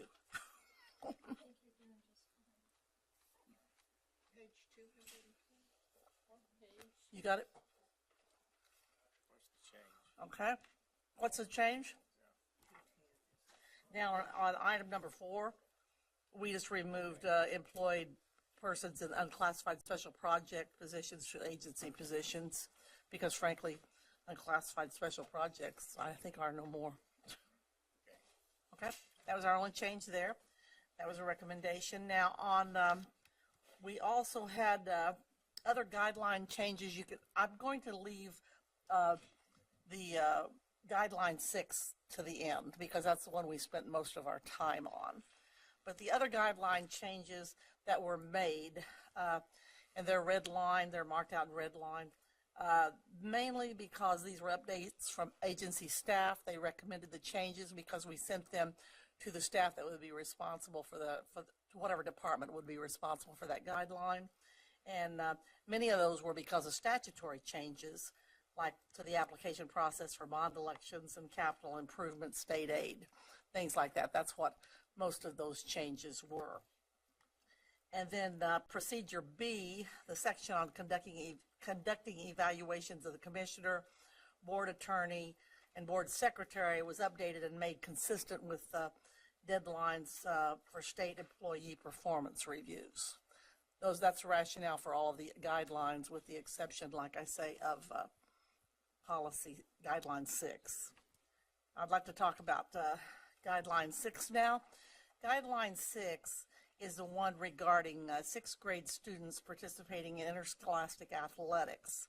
Well, the reason we address this is because several superintendents brought it to our attention that this was creating a problem for them, particularly with smaller districts. Guideline 6 places restrictions on 6th grade students participating, which weren't in interscholastic athletics, and they were not consistent with the KESA rules for 7th and 8th graders who played on the same team. Well, we had several meetings over several months, and we met with Dr. Watson, KESA representatives, school superintendents, and medical professionals to discuss ways that we could improve this guideline. Well, in the end, after lots of discussion and lots of input, we decided to refer our school districts back to the KESA Rules Handbook and follow guidelines established for 7th grade students currently for the 6th graders that would participate. Now, 6th graders are still, we are still recommending that they are prohibited from participating in tackle football, wrestling, or boxing. Now, the things that we've really discussed at length is the fact that insurance coverage for 6th graders, because KESA does not provide insurance for anything except through 7th through 12th. And we felt this was very important, and frankly, a lot of our superintendents, a lot of districts were not even aware of that. We need to make sure that they are. Also, we discussed reducing the restrictions for the number of practice minutes and the number of games played, which did affect smaller districts that couldn't field a team without 6th graders. And then also, there were many schools that weren't aware or were not following the guidelines that we had, the guideline limitations that we currently had. But basically what we're doing is just saying that they need to follow the guidelines established by KESA for 7th and 8th graders. And so basically I've got a few more details I could present, but I think I'll just leave it to questions. If anyone has any questions regarding any of these recommendations, and this is simply a receive item. Kathy? Thank you, Mr. Chair. So the simple answer is the 6th graders are still not allowed to participate in tackle football, wrestling, or boxing. I didn't know we did boxing. I don't know why we put that in there. But then it's in if there they before. do, if the 6th graders do participate in other sports, they do it according to the guidelines for 7th grade students that KESA has in their rules handbook. Correct. That's a simple, That's a simple answer, yes. okay, thank you. Because we started writing all kinds of rules, and we thought, oh, this is silly. We'd just go keep it simple. And they're not, but the issue that the school districts is critical for them to know is that they have to figure out some way to make sure that they're insured. Yes. And KESA, and now what will happen, which we hope will happen, is when schools have questions regarding 6th graders, they can simply contact KESA, and KESA can tell them these are our rules for 7th and 8th graders, which you must follow, and we don't provide you with insurance. Okay, so follow-up then, will they, because we don't have anything in here about insurance, and I don't know where that should be. KESA rules require it, KESA I know rules they require it. and you're following the KESA rules. Okay, so that should be clear that way. Okay, thank you. The policy group did a really wonderful job of simplifying this so that the state board doesn't get the questions. They're always going to KESA anyway, and by making that the KESA rules, you've covered everything that you don't have to worry about. KESA changes the rule, you don't have to change your policy. I really applaud the work that you did. Took a long time to get there, but you really did great work. Okay, John? Thank you. I don't know if you had this discussion or not, but I guess you're only addressing interscholastic. You're not addressing intramural at all. So it's okay for schools to participate in tackle football if it's intramural. Is that what you're saying? Or did you even have that discussion? That's a local decision, isn't it? Okay. And they have insurance for that? I believe. I don't know. I don't know either. I'm just thinking. I mean, because KESA doesn't cover that. Uh-huh. You know, these what we're looking at are teams that are covered under KESA, which 6th graders are not, but I mean 7th and 8th graders are. And since so many 6th graders, the challenge was 6th graders, I think overwhelmingly, are in middle schools. I think there may be a few still in elementary, but the majority are in middle schools. So that's where it came from, I believe. Most of my experience has been that the sports available for under 7th grade have all been club sports in my area. And they have tackle and all that, but I didn't know if this was meant to address just tackle football in general, or if it's just for interscholastic activity and not intramural. Interscholastic, not in their intramural. Okay. And, all right, but I think every district probably has, if they do it, I would think they'd have insurance, because I guess I can speak only personally. My granddaughter fell from one of those things they climb up on, and broke her arm. And the district called my daughter and says, look, we're going to pay for her anything she needs to have done, because they had insurance to cover it. So I assume that's the same KESA thing. talked about the competition or the movement between their programs and the club sports, and they talked about that around the state and did share that with us. But KESA doesn't govern those club sports; those are all separate. Right. So there's no. So they also don't cover the insurance in that. So they don't talk about intramural at all either? KESA doesn't, no. KESA covers 7th through 12th. Yeah. That was the problem, because KESA doesn't cover 6th grade, and because the 6th grades have become middle school students. Yeah, 7 through 12. And particularly smaller districts. This tends to impact smaller districts more than it does. And as you know, some of our smaller districts have become fairly small. Anything else, John? No, I was just wondering if we wanted to address intramural, if that was even part of the conversation Sally? for some of those other boxing. You want to coach? No.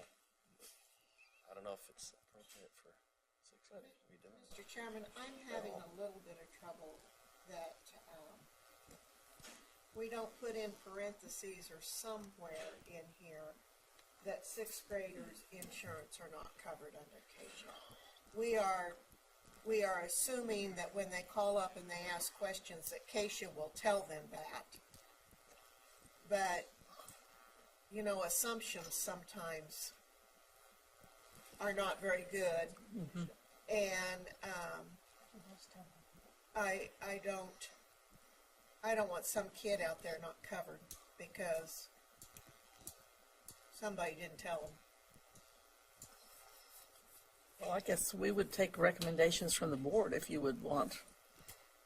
I just would like to see us in our policy, if somebody looks us up, that it is noted that 6th graders are not covered under KESA insurance, or that If we're going to put something in there, I might just say, we could say something like, please refer questions regarding insurance for 6th graders to KESA. that would be fine too. Something, I just think that we need something in there because it is different. And I don't want assumptions to be made that should not be there. And we're relying on another agency to inform them. And, that's how things go through cracks. If I could just, Ms. Porter, there's a difference between the KESA insurance and the school liability insurance. They're two different factors. So your daughter falling in a gym class is different than a student breaking their arm in a activity. They're two different entities. I just think we have an issue that could drop through the cracks if we don't put something in there. So is that acceptable to those of you on the committee? I have no problem. Mark, I don't see any difficulty with it. I like how Kathy suggested. So can you insert that? Would you, Well, in that paragraph 3, where it talks about they're going to be participating in basketball and some of these other baseball, but they're not going to have insurance under KESA. And At the present time, no insurance is provided or something like that. I think it needs to be. Yeah, I would also suggest, if we're going to refer them to KESA, we say regarding insurance for interscholastic participation of athletics by 6th graders, or however you want to word it, but because this is interscholastic. would you recommend that go under 3 then? Because we're referring to KESA in 3, or, Well, that's where the risk is. Yeah. okay. Anybody have, is that all right with Ann and Steve? Yes. Mark, you see, maybe you could work on it, Mark, for us and tell us where it needs to go or word it properly. We'll present that next month. Yeah, and I do know that I attended your session where you met with the superintendents. Uh-huh. And this question, I think somebody asked this question. They were both aware and they were providing insurance. So, and they sort of thought it was general knowledge, but we still need to have a statement. Yeah, I think that's true, because that was my concern. When I heard that, that really upset me, because I thought they don't have it, they don't cover it, you know, because I wondered how many schools didn't know it. So, The issue was that because they were not authorized to supervise sixth grade, their pool, that, you know, when they put their proposal out to the insurance companies to bid, they don't have the statutory authority to include sixth graders, so it didn't. But they require in their regulations that anybody participating have insurance. So the option is that maybe down the road, KESA will rebid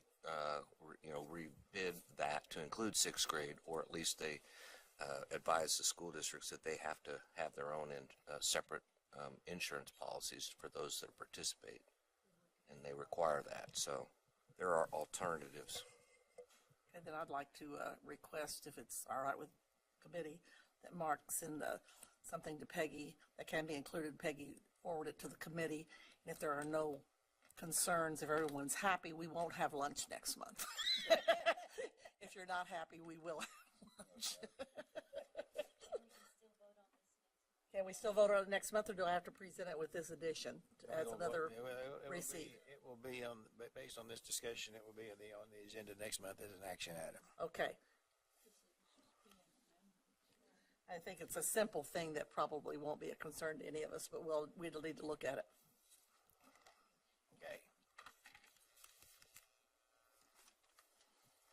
We have a nomination for the Board of Directors for KESA. It's the position that I currently hold. I have asked Dina if she's interested in being that position because I need to step down.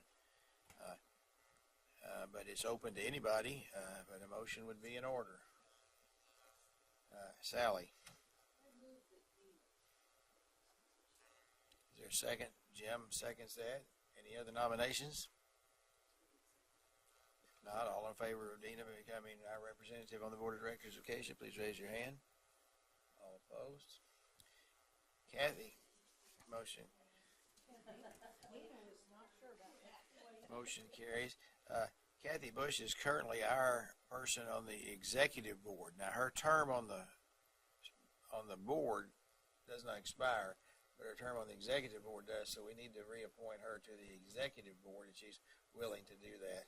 And so a motion would be in order for that purpose. Janet and Dina, any discussion? All in favor of the motion to that Kathy Bush is our representative on the executive board for KESA beginning July 1st, 2018. I remember to say that. Please raise your hand. All opposed? Motion carries unanimously. If you have a report to give, for say policy, okay, let's do legislative or communications, Jim and Dina. Legislative. Anything else in policy or communications? Oh.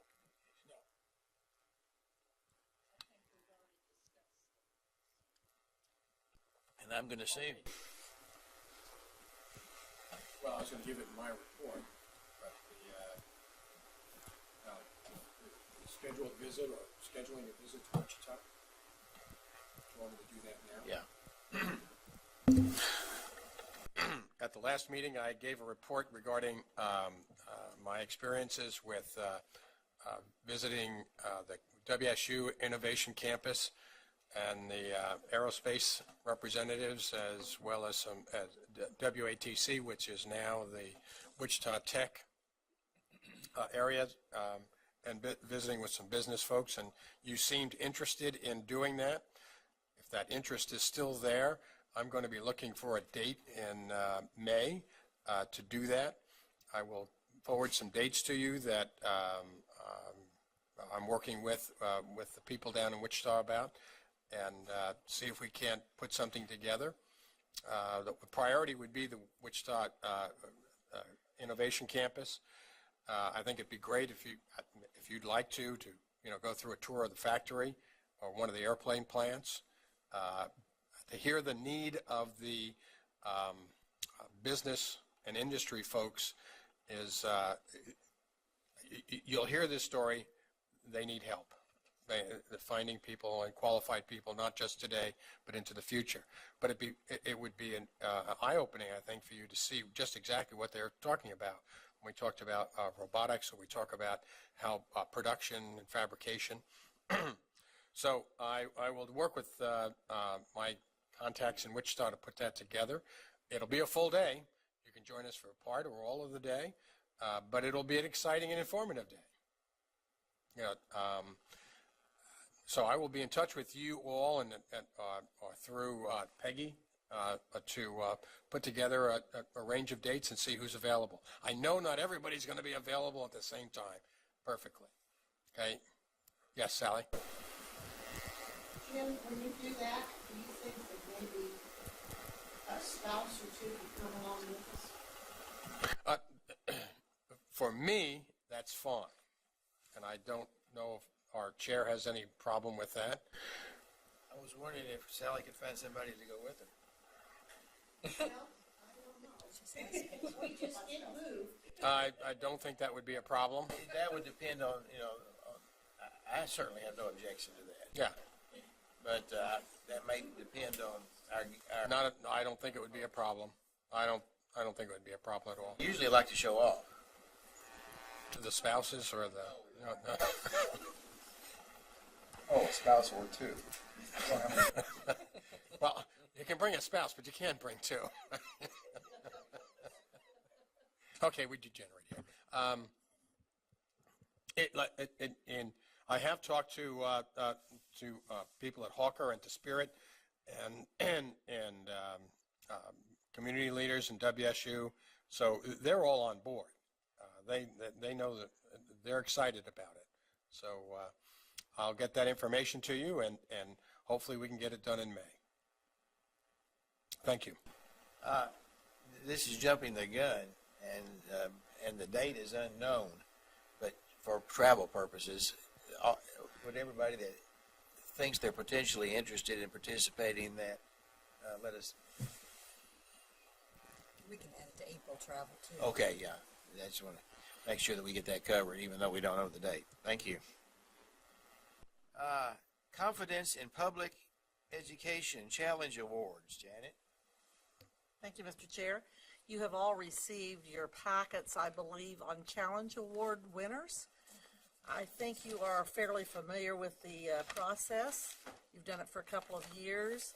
Just as a reminder, please contact your superintendents and establish a way they would like to have their presentations made. As you know, you can use many and all ways, whatever the schools would like. So, and I would ask you to have them done prior to April 6th, because they will be, the department will be announcing these award winners.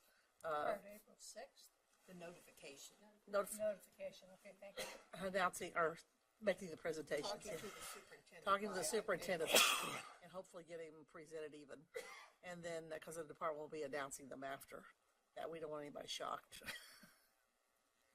So thank you very much. I think the schools really appreciate this, and from everything I've heard, they prefer this to the dinner.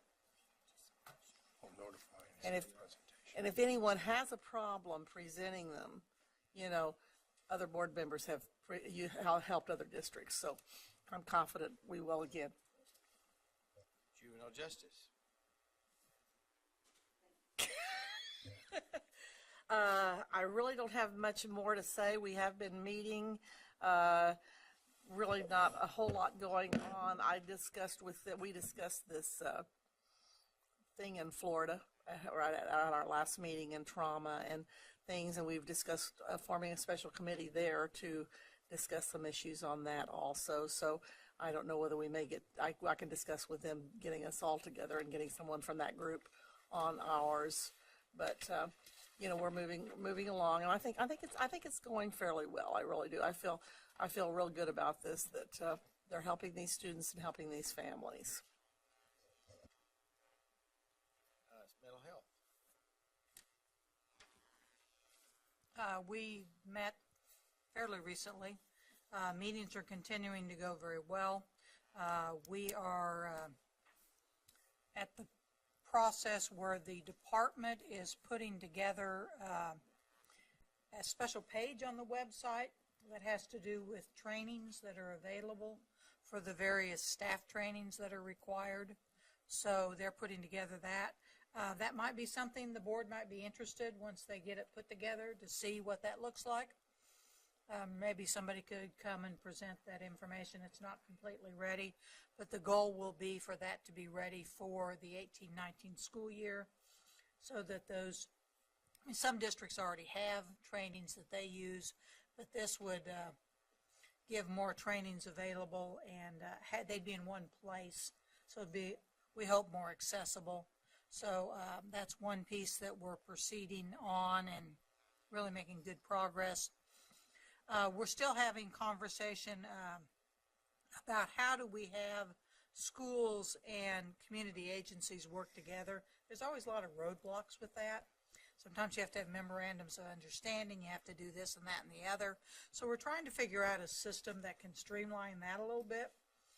I think that'll take a little more time than what the other work has taken, but we are, just so you know, we are working on that.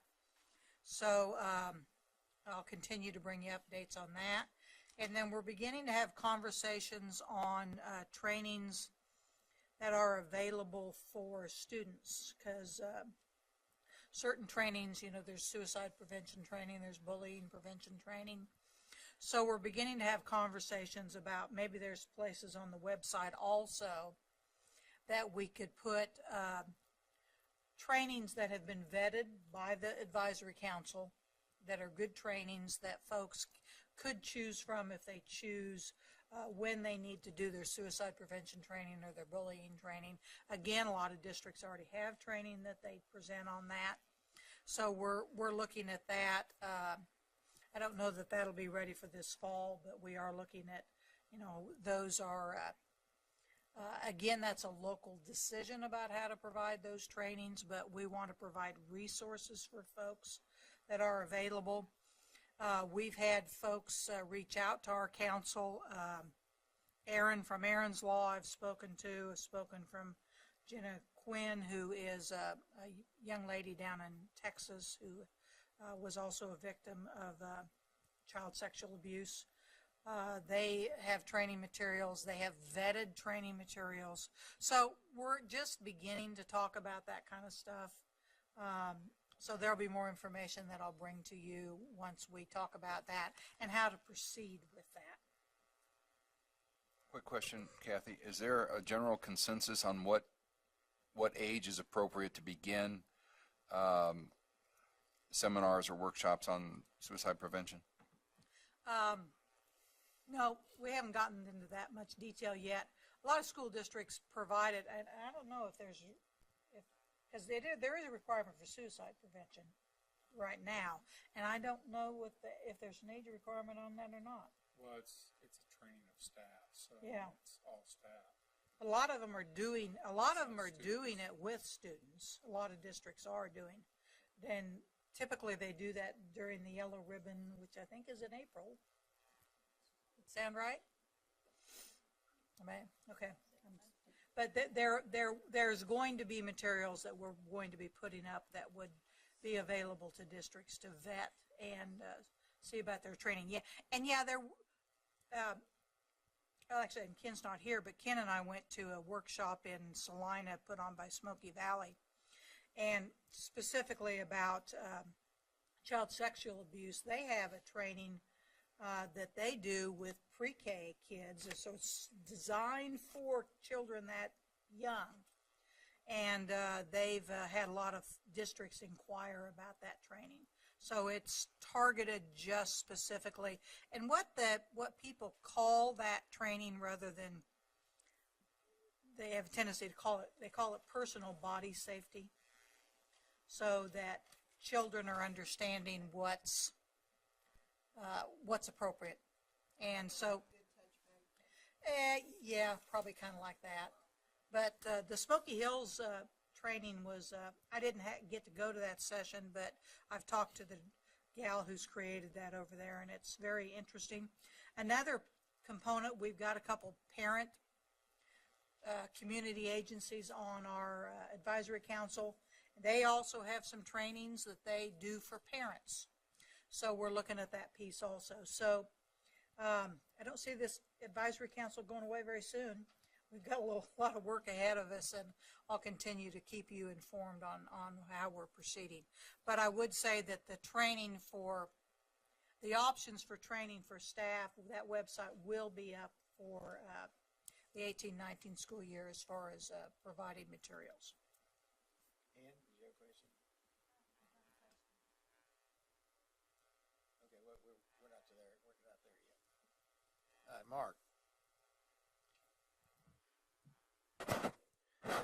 I've submitted a monthly report of activities. If anybody has any specific questions on that, we are working to schedule meetings, planning meetings for collective bargaining with the administration for school for the deaf. We have a meeting scheduled next Wednesday at the Olathe campus just to kind of discuss things. We also received notice that Gene Neely, the representative for the KNEA, has accelerated his retirement, so his last date is April 19th. So while we had originally planned on more time, we may try to condense those meetings. I don't think we'll have too many, but we're getting those on the calendar, and I've talked with Ann Ma about participating in that. I circulated today a decision that came out at the end of January, but I didn't really see it be circulated or published anywhere, so I wanted to catch up on that because there was a statute enacted in June of 2017 related to requiring that vendors and contractors with the state certify as part of any contract that they were not engaged in any boycott of Israel, and that was then issued by the Secretary of Administration with any contracts that anyone would enter with the state as a separate addendum. And as a result of that, an individual who was a curriculum coach at Wichita Public Schools had an objection to signing that particular certification, and ended up suing in Kansas federal court, named the commissioner in his official capacity, and challenged that. The court did issue a preliminary injunction which prevented the state from continuing to require contractors and vendors to sign that. And so as a result, the Secretary of Administration has decided to stand down on that requirement. So I attached the copy of the preliminary injunction, which found that in favor of the plaintiff in that case, finding that at least on the preliminary injunction stage that the plaintiff could enforce the preliminary injunction to prevent the signing. So I wanted to share that development. And that's all I have at this time, unless you have any questions. Any other questions? Thank you. Now, individual reports, and we'll start with Ann. Yes, If you're interested in giving an individual report, please sign up. just had a quick one. I wanted to follow up on the presentation we had last year now from Representative Akla and Wynn about their ethnic studies. And they have really moved, I think, at lightning speed on this thing. In fact, if you go to our KSDE website and look at culturally relevant pedagogy, you'll find a layout of everything they have planned. They plan to do teacher training this summer. Got a really nice deal from Washburn University on using their facilities. They have national experts coming in to train teachers to go back actually and train teachers. So very exciting stuff. They're in the process right now of trying to raise enough money to make sure it all happens. But I think you'll be pleased, and hopefully they'll get some time on a future calendar to come present all the details to us, but it is up on the website if you want to go ahead and look under our drop-down menus, culturally relevant pedagogy. So, Yeah, and I very met with exciting them. stuff. They were having a meeting here. I just happened to be here. I met with them one day last week, and they're really excited about Yeah, that. And good I'm stuff. surprised at our support. I mean, and the people that they're dealing with, there's, and evidently that's been a problem in some places. I hope that they're on our April agenda. It's sort of tentative of the plan. Yeah, that'd be good. They'll be out of session in April, so most of April. So They might be. yeah, just depend. Well, the court hearing isn't until April 30th, so we'll So see. anyway, they are very interested in coming back and presenting. Yes, yeah, So, yeah. thank you, Jim. Thank you, Mr. Chair. The first thing I have to report on is kind of a continuation of a discussion before. This is a flyer that Spiro Aerosystems put out and to schools and folks about a summer internship program that they're hosting. This is the second year they've done it. They're looking for 40 students this year between the ages of 16 and 19. I actually provided them an opportunity to meet with career counselors in the Wichita School District, as well as superintendents in the South Central area. I know can't go out to Western Kansas or up here to Kansas City. It's in the South Central region, but mentorships are something that's very important, and we've talked about in our vision. If Spirit Aerosystems can figure out a way, and I want to commend them for doing this, to get students on the floor, production floors, and involved in their efforts, just about anybody can. And in Wichita, it's not just Spirit, but it is also through the Workforce Alliance, other areas of manufacturers, including, I believe, Hawker and Cox Machinery, and a number of others who are also providing students internship programs, and these are paid internships. Last year, out of the 20 students that Spirit had, 2 are now working for them as full-time employees. So it's quite an experience, and you'll learn more about it if you come to Wichita in a couple of weeks, and we'll know more. I want to apologize yesterday for leaving early. I hate to do that, but I had good cause. I participated in, or was a guest at the Junior Achievement banquet last night that was there to honor Business Hall of Fame folks, but to promote junior achievement. And I've spoken about junior achievement and just how I think great they are and the services that they're providing to our schools. I wish I'd picked up a number of these, but they have a Kansas College and Career Guide. I believe I gave you one last year that basically matches up. You want to be a lawyer, it tells you the annual wage, the median wage, the education requirements, and the universities and schools in Kansas that will help you do that. As well as if you want to be an educational administrator, my gosh, customer service representative. About every career you can think of is in here, and they provide tutors, they provide mentors, they provide in-class presenters, junior achievement, and it was great to be with them last night.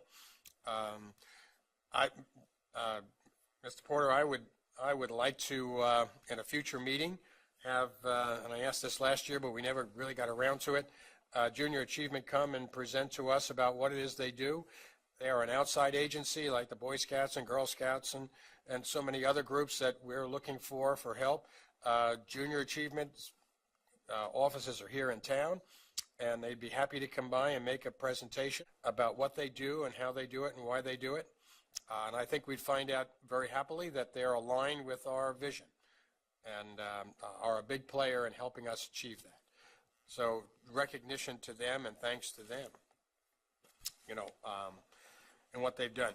Today is, we haven't really had any conversation about this, even in our safety discussion yesterday. The student walkout that in solidarity with the Parkland students and the tragedy that happened there. I know that we've heard things across the country in terms of some schools embracing it, others kind of organizing it and supporting it, and others just waiting to see what happens.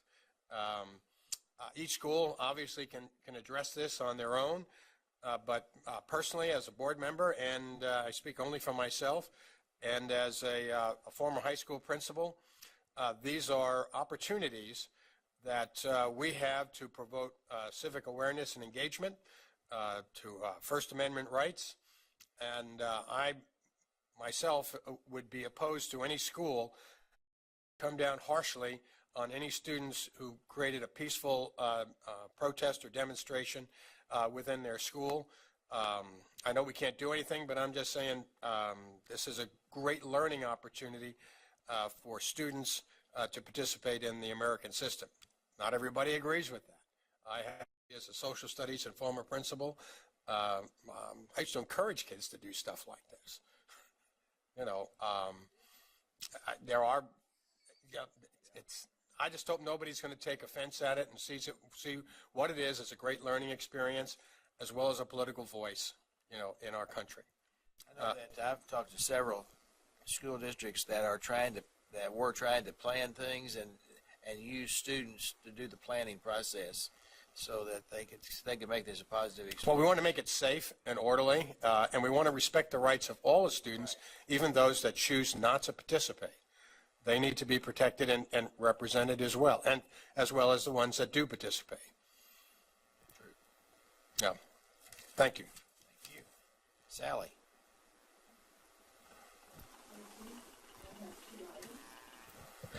One is that on career and technical ed, month, week, whatever, the commissioner came out along with Ann and some of the staff to look at the Dodge City High School career and tech, and it was fun day, fun morning. We spent about an hour there. I think what you need to know out of that is that 6 of their career and technical ed teachers are, okay, I'm going to think of the right term, transition to teaching.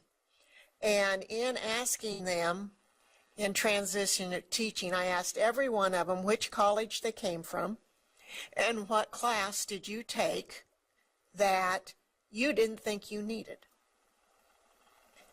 And every one of them said every class they have taken, some of them said so far, some of them are done, they said every class I took helped me in the classroom.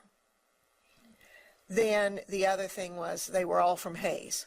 So I did call the dean and tell him that I talked to 6 of his past students, and I thought he'd know what they said. And but I found that interesting. The other thing, and I'm going to direct this more to Kathy, but I wanted the whole board to know about it. Kathy, I have a situation that I'd like you to look into on the Liberal High School played Bishop Carroll. And you know how at the end the kids start chanting, warm up the bus, warm up the bus. Well, you know, that's fine. But what went out on social media, and I don't know, I'm assuming that they got it from a sign being held up at, that's why I want you to investigate it, was the Mexican flag on there. And it was, warm up the bus, go home. And it had the Mexican flag on there. And I find this offensive, representing Southwest Kansas. And I don't think it's something that we might want to encourage. But if you would look into that, Kathy, I would appreciate it, and get the whole story, not just what I saw on social media. Thank you. Janet. Thank you, Mr. Chair. I did a lot last month, but I just want to tell you about one day, because this one day was probably the most exciting day I had, and it was a very tiring, long day. I've told you I've been touring schools with districts with the Teacher of the Year finalists. And this month I went to Leavenworth to tour with them. And it was really exciting, and I found out some things apparently I didn't know, because I'm sure you all do, but I certainly wasn't aware. Leavenworth is a trauma-sensitive district. They're very fixed on trauma, and their staff is very aware of it. And the first place we visited was Henry Leavenworth Elementary. And I had never heard of this, but apparently after talking with Randy, it's fairly common. So but in their classrooms, they have what's called calming corners. So if a child comes to school upset, or if during the day something hits them and they want to cry or something, or they're just upset, they could go to this calming corner, and they have little things that they can play with that will calm them down. Then they also have a safe area, that they can go to a safe area, and that's for the child that's acting up. And I was just really impressed with what they're doing with trauma in their schools. And then, of course, there was just so much interaction. In every classroom we went in, the kids were all around the rooms, and all kinds of things were going. Really, really impressive. And then from there, we went to the Pioneer Career Center, which is actually run by the KCK Community College. It's a tech center. But the kids are attending classes there for all the technical needs in Leavenworth. And it's really exciting, because some of them are graduating with an associate's from KCK, as well as getting their diploma, and they're licensed in whatever area they want to, or they can continue on. Then we went to Leavenworth High School. And Leavenworth High School, when you enter Leavenworth High School, they have this huge hallway. And all down this hallway are all these flags from different countries. Well, every flag represents a student that they have in that school, because Fort Leavenworth is right next to it, of course, and they're getting all those students from all over the world. And the students that took us on the tour were talking about how exciting it is to be in classes with all these students from everywhere, and how much they learn from them about their countries. I mean, it's what an opportunity for the students. And then we had lunch, and the special ed students cooked and served our lunch. And they do this several times a month to the staff, and so they did it for us, and that was really. And then I left there, and Randy was at Washington High School in KCK, so I left early at Leavenworth. I didn't get to go the rest of the day because I wanted to go see go see Washington.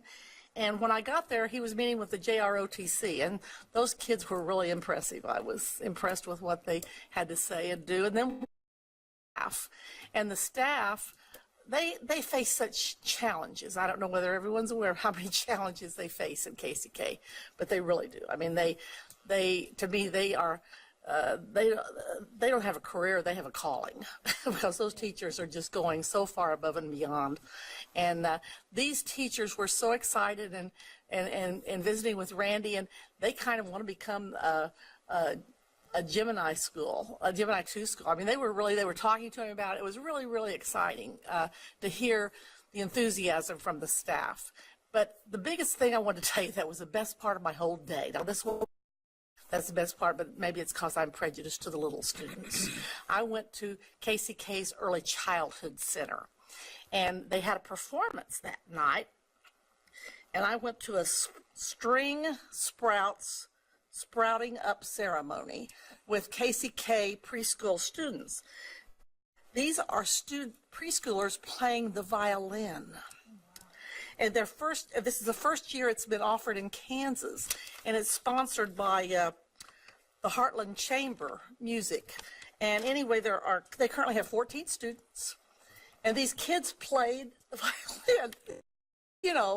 Remember, I've never seen a little violin. They're little violins, and it was so neat. But these students are going to be able to play with the UMKC Conservatory of Music on April the 28th. So if you happen to be in Kansas City, you might want to go watch these little ones play with them. And that was a wonderful, wonderful day. But that thing with those little ones, I had never heard of that. The first one in Kansas, I think it started in Omaha, and they have several in Missouri, and they're hoping to kind of spread it through Kansas. So I thought, what a wonderful opportunity, because we know how important how important music is, because kids learn so much. Well, I guess I'm preaching to the choir, aren't I, Jim? From music. But anyway, it was a wonderful day. I had a lot of other good days, but that one was just outstanding. Thank you. Thank you. Dina?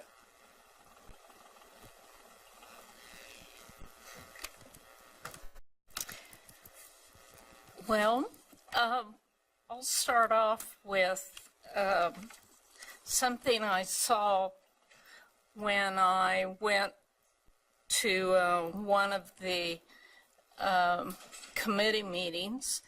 The Senate Mobile STEM Lab from Wichita Tech College, and that was really an exciting thing. They have 3D programs that are virtual. Students to try the different pathways, and one of them was riveting an airplane wing, spray painting, welding, and also there was surgery. So you could cut up a heart, you could lung. I mean, it was pretty wild in that realm. But the thing I wanted to share with you is that this is free. They've just basically started going to schools, and they basically have only gone to the Wichita area schools, but they would like to go across the state. And if you're interested, I forgot to bring the paper with me, but there is contact information that you can contact those folks, and a website and so on, and you can maybe share that with schools, that would be available to them, so that they can show students what is available. And being able to weld on a 3D virtual program, a little different than welding in real life, but it gives you a sense of what kind of a program it is, so students can make some decisions about what they might be interested in.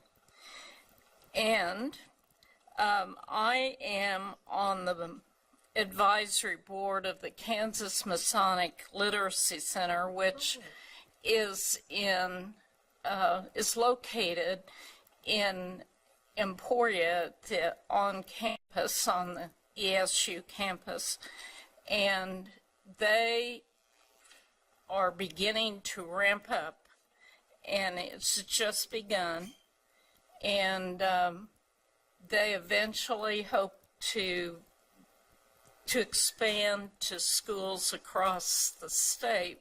Currently, they're pretty located pretty close to Emporia, but there are schools in a lot of the different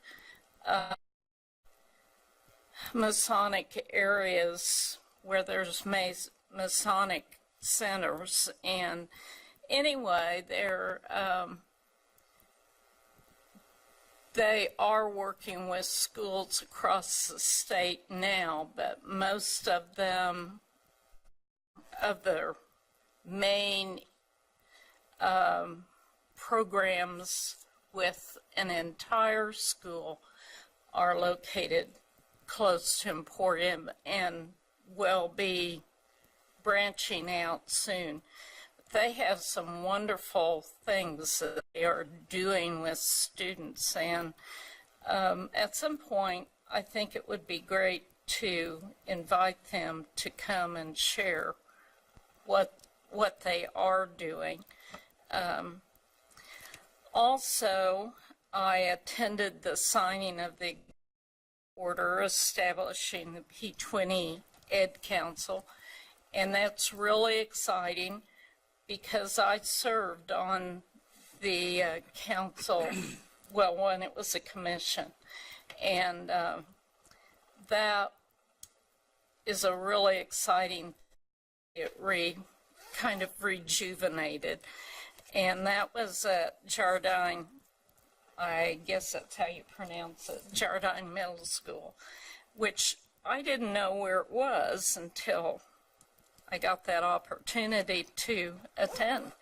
But that was an experience, and I thought the setting was excellent, and there were little kids, because there's an elementary school connected to the middle school, and kids, fifth graders and so on, they were asking questions, and it was fun to listen to and really to hear those students asking questions that were in-depth questions. And I also had the opportunity to attend the dedication of the Central High School remodel. They had a lot of music groups that presented, and art exhibits. The culinary students baked the cookies and made the coffee for those that drink coffee. And it was also something that was really kind of neat because they had the 1953 graduating class, which was the first class to graduate from Central High School when it was known as Salina High School then. But to have about 6 or 7 of those folks sitting there was pretty cool.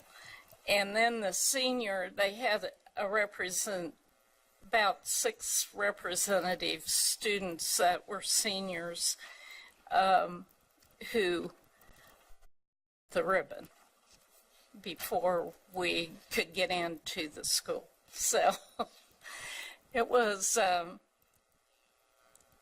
nice experience to observe the school that my grandchildren attend. So, and my that had both gone to as well. So, anyway, thank you. Thank you, Steve. Thank you, Mr. Chairman. I'm going to pass these out that you first saw a year ago, just because it's been a year. Talking points that you can consider took an hour to put together or 30 years. When I had the opportunity last time to meet with Governor Brownback and go over this list, I explained to him that I knocked it out in an hour, but it didn't take an hour to put these together. It took 30 years, and I'm very privileged to be with you in these exciting times to change the way we do school. Before I have a couple of things about the moonshot, I want to ask Sally. Yesterday you said something that would unify us, and I was trying to remember what that was. There was something that would bring us together, something that would unify us. Do you remember what that was? Yes. Yeah. I said that sometimes, what I was trying to say, Steve, was sometimes bad things can have good results. And so I think that as looking at school safety and having to work beyond our walls into the, and that it gives us it's a unifying. And I had one school system that was using it they brought in parents to show how they run their school safety. Mm-hmm. And they had community members who come in and see how they ran their shooter drills. Okay. And so I thought, it's just one more opportunity for us to all be a community because the whole community worries about that. Yes, and I was just wondering, because figure out a way where we could bring people together and not have so much infighting between conservatives and liberals and Democrats and Republicans and light-skinned folks and dark-skinned folks, the whole lot. So I was hoping that we could move in some fashion toward human life is paramount, or human life is sacred. I know sacred smacks of the pulpit, but I look forward to working with you on to figure out how we can unify people. Sure. I think that our new redesign, and this is what I'm seeing happen with one of my workers, it is really helping with the cultural in the school. It's giving everybody a chance to talk. With our slow, strong, emotional highlights, it's giving people an opportunity to talk about that. So we may not be labeling it as you say. Yeah. I think we're doing a lot of things that what you want and what your passion is. I think our new redesign and asking Ms. Mercury and Jim Liskis, I think we have a chance to get that done, Steve. I think I agree. I'm seeing some things come through with that. And in the spirit of not everything works for everyone, my palms actually started sweating when Jay was here talking about, you know, the William Faulkner quote about water, you got to be willing to get out of sight of land. I have this thing where I like boats and I like the water, but I can't be out of sight of land. If I look 360 degrees and all I see is water, that's not good. That's bad. That's a bad thing. It's a thing. No. Couple of points on the moonshot, if I might. I've been hearing a lot about Randy's vision, and I applaud that because a harder working, smarter guy, I have to, you make the short list, Mr. Commissioner, on people who work hard and work smart. But we need to be careful because Commissioner does not simply defer to us as our vision. Aw, shucks, I'm really the guy running the show. It really is our vision. And we don't want to hand it over to him because when one person is running the show and steps in a bucket, runs it in a ditch, no offense, but things happen, then it can all unravel very quickly. Whereas if it's still our vision, the 10 of us, it's more likely to hold together. And that's just the point I wanted to make.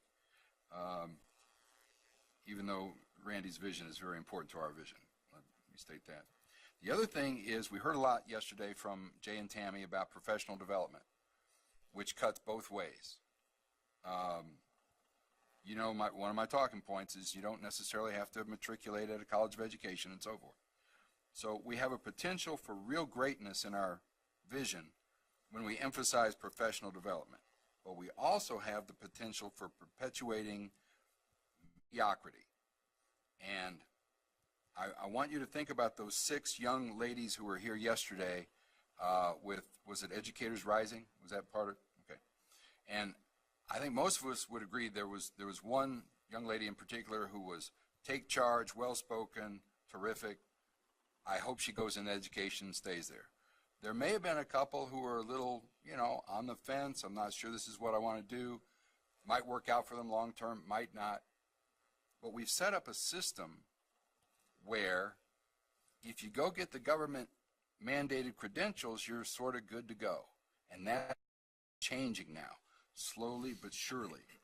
And so I would, and I've done this, talking to a variety of people, reference our gyms, our 2 gyms, who have each said, I'm paraphrasing now, and correct me, either one of you, if I get this wrong, but I'd like to go back, this is either gym, I'd like to go back to my first year students and apologize because I wasn't as good as I should have been, or something along those lines. Okay. And we've all said that. That's, if you're an educator, that's part of the deal. So, you know, first year ineffectiveness is just part of the maturation process, experience, right? So we want professional development. We want to be lifelong learners. I want to be learning until I go out feet first. And I think every educator who's worth their salt believes that. The problem, that the potential problem I see, and to qualify for this professional development, you have to be one of our specially trained people according to, all the machinery. And so I just want to mention that it has the potential for greatness as well as to continue to mire us in mediocrity, which is the Nation at Risk report in 1983 warned us about. That's all I have. Thank you. Yesterday, I gave a brief report about the NASB Government Affairs or Legislative Conference, where we were recognized as for redesign. And one of the people that made the presentation, this is not something because I was there; it was just something. But there was another time, and that was that there was a representative from the Aspen Institute. The Aspen Institute has a social emotional task force. And this person recognized Kansas for its leadership in dealing in social emotional. And so, it's kind of nice to sit at a conference where knowing that sometimes we think we're spinning our wheels. The things that we're doing that are different, that I believe are making a difference for kids, is nationally recognized. And that happened twice just last week. And I thought that was very good. I've attended a whole bunch of things. I'll go through them real quickly because I went to a panel at Fort Hays State University. It was for the university that are developing the K-6 Unified program. And there's a great deal of enthusiasm about that. It just makes a lot of sense. And Pitt State already has a program ready to go, and others were moving in that direction, and I was very encouraged by that. I met with the Alliance for Educational Advocacy. That is the president and executive director of NEA and KSDE and all that group, and tried to emphasize to them, as we are dealing with the legislature, those things that are ours, that we believe are ours, that as they advocate for those bills that are affected, that they emphasize that this should be handled by the State Board of Education. And at some point, I want us to discuss strategies more aggressive when it comes to protecting what I think by protecting our responsibility, we're protecting the children of Kansas. I won't go on there. I went to the KMEA convention. I was invited to do that. It was I went to 7 concerts in one day. Most of the rest of you may not want to handle that, but for me it was great. All 5 of the all-state concerts, plus I was asked to speak to the new music teachers, the first-year teachers. There was about 30 of them, and so I made a presentation there, and then had lunch with the retired teachers. The program for the retired teachers were the Sweet Adelines. It was just absolutely great group. And then there was another adult group of men a cappella group from Wichita area. But at any rate, I say all that to say KMEA will be talking about how they are implementing the Kansas Can Vision at our meeting next month. May. In May? They asked for May. Okay. And we're talking about different changes in conversations that that are different now than what we've heard in the past. I was invited to the KFORD, PE Health Recreation Dance Winter Workshop. It was held at Bethel College in Newton. It's only coincidental that that's where my grandchildren live. But anyway, I went to that, and the entire day was spent on how we can implement social emotional standards in physical education. It's not the sort of conversation we were having 5 years ago. And I want to follow up on something Ann said about the culturally relevant pedagogy. They are looking for students to be in that program.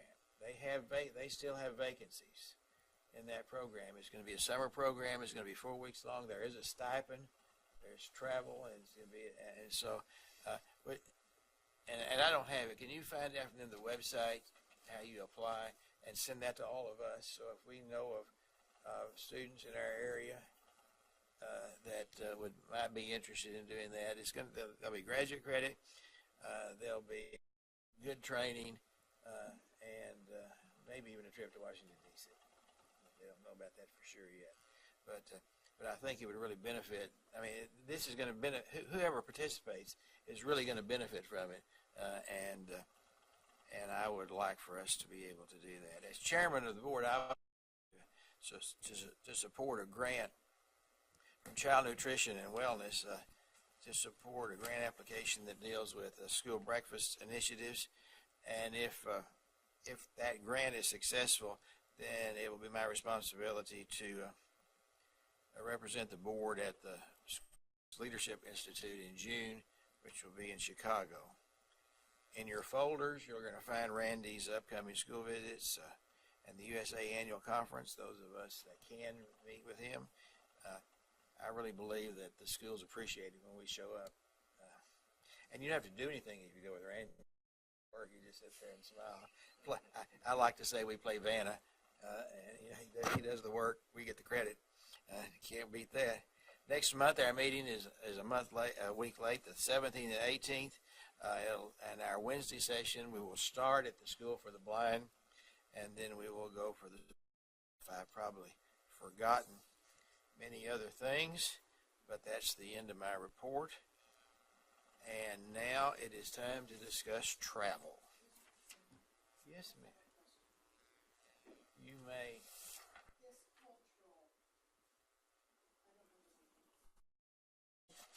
Committee, you know, that you still have places for students and everything.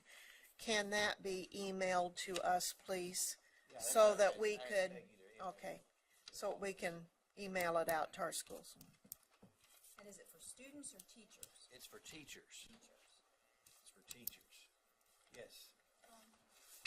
Yesterday, we talked about discussing that bill that's in the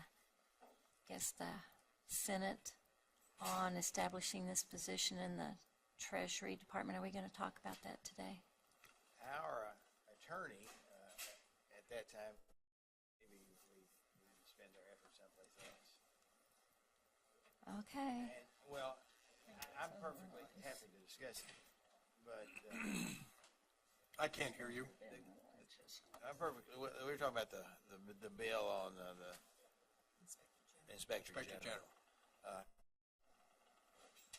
That may be the best place. I don't mind discussing it, but there seems to be a lot of questions about whether or not it has any legs, and whether or not that's where we need to spend. Okay, I just don't want us to be called out later like, well, you didn't oppose it in the Senate, so you must be okay with it. But I'll leave that to the wisdom of the body. What is the wisdom of the body? Yeah. Tell us again what you said yesterday, Mark. Before I repeat that, I would say that it was pretty clear by several members of the body that asked to be updated if it progressed, and I think Dale and the commissioner agreed that the board would be updated if it progressed through the committee, and for certain if it passed one of the bodies of the legislature. So that was what I recall from at least the concluding remarks yesterday. And to be perfectly clear, as an individual board member, I oppose it. You know, I slept since then. So are we hearing on it? And when is the hearing? So we could just ask our legislative liaison to make a short statement of, just on the record, the state school board opposes this. But we have to. Well, I think if there's a hearing, then maybe we should, not all of us go and not 10 million people or anything, but at least we could make a statement at the hearing that we are oppose it. And then when it gets to the general body, maybe have something written up more or whatever. But I didn't realize there's going to be a hearing And I'm kind of scared for a hearing for us not to have something at it. What's your thoughts, Jim? I agree that we should have some statement. I am certainly in opposition and have spoken in opposition to individual legislators already. I don't think it has a lot of legs, but I do hear what that if it's going to be in a hearing, they need probably to have an official statement from us. And certainly Dina or I or you, Jim, could make an oral statement at the committee hearing, and just tell them we don't think we're opposed to it for all the reasons that they want to have it. Any other thoughts?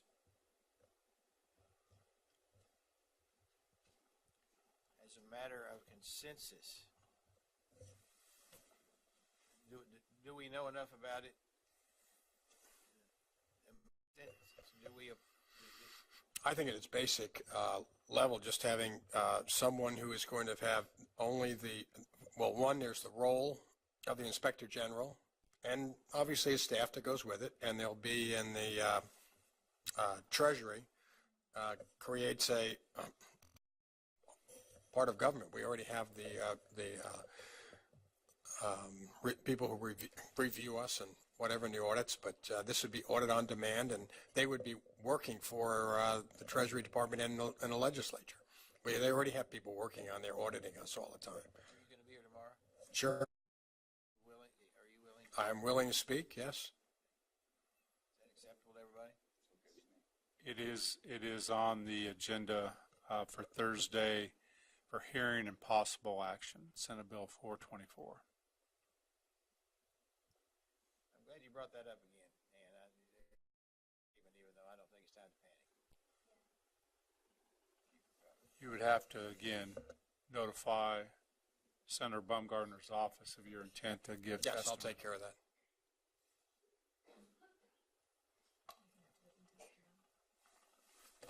Okay. Now, any additional travel? Kathy?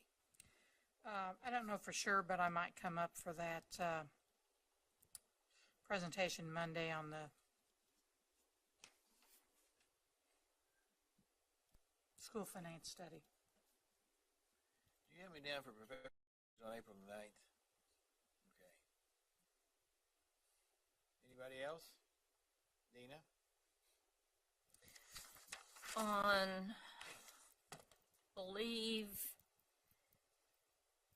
it's March 26th, there is the KTOI visit to Atchison.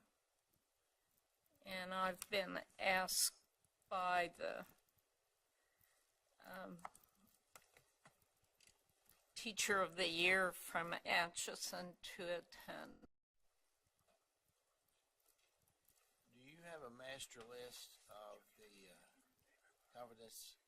Kansas Confidence Education things? I think that they all need to be put down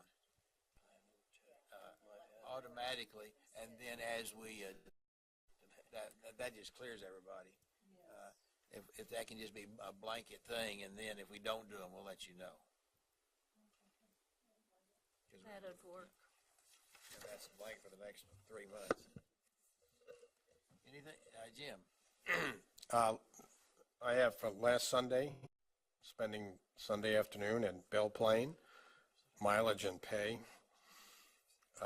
Also, my legislative visits coming up in the next week. I'm looking at Monday and Wednesday of next week, and obviously, and we this week as well.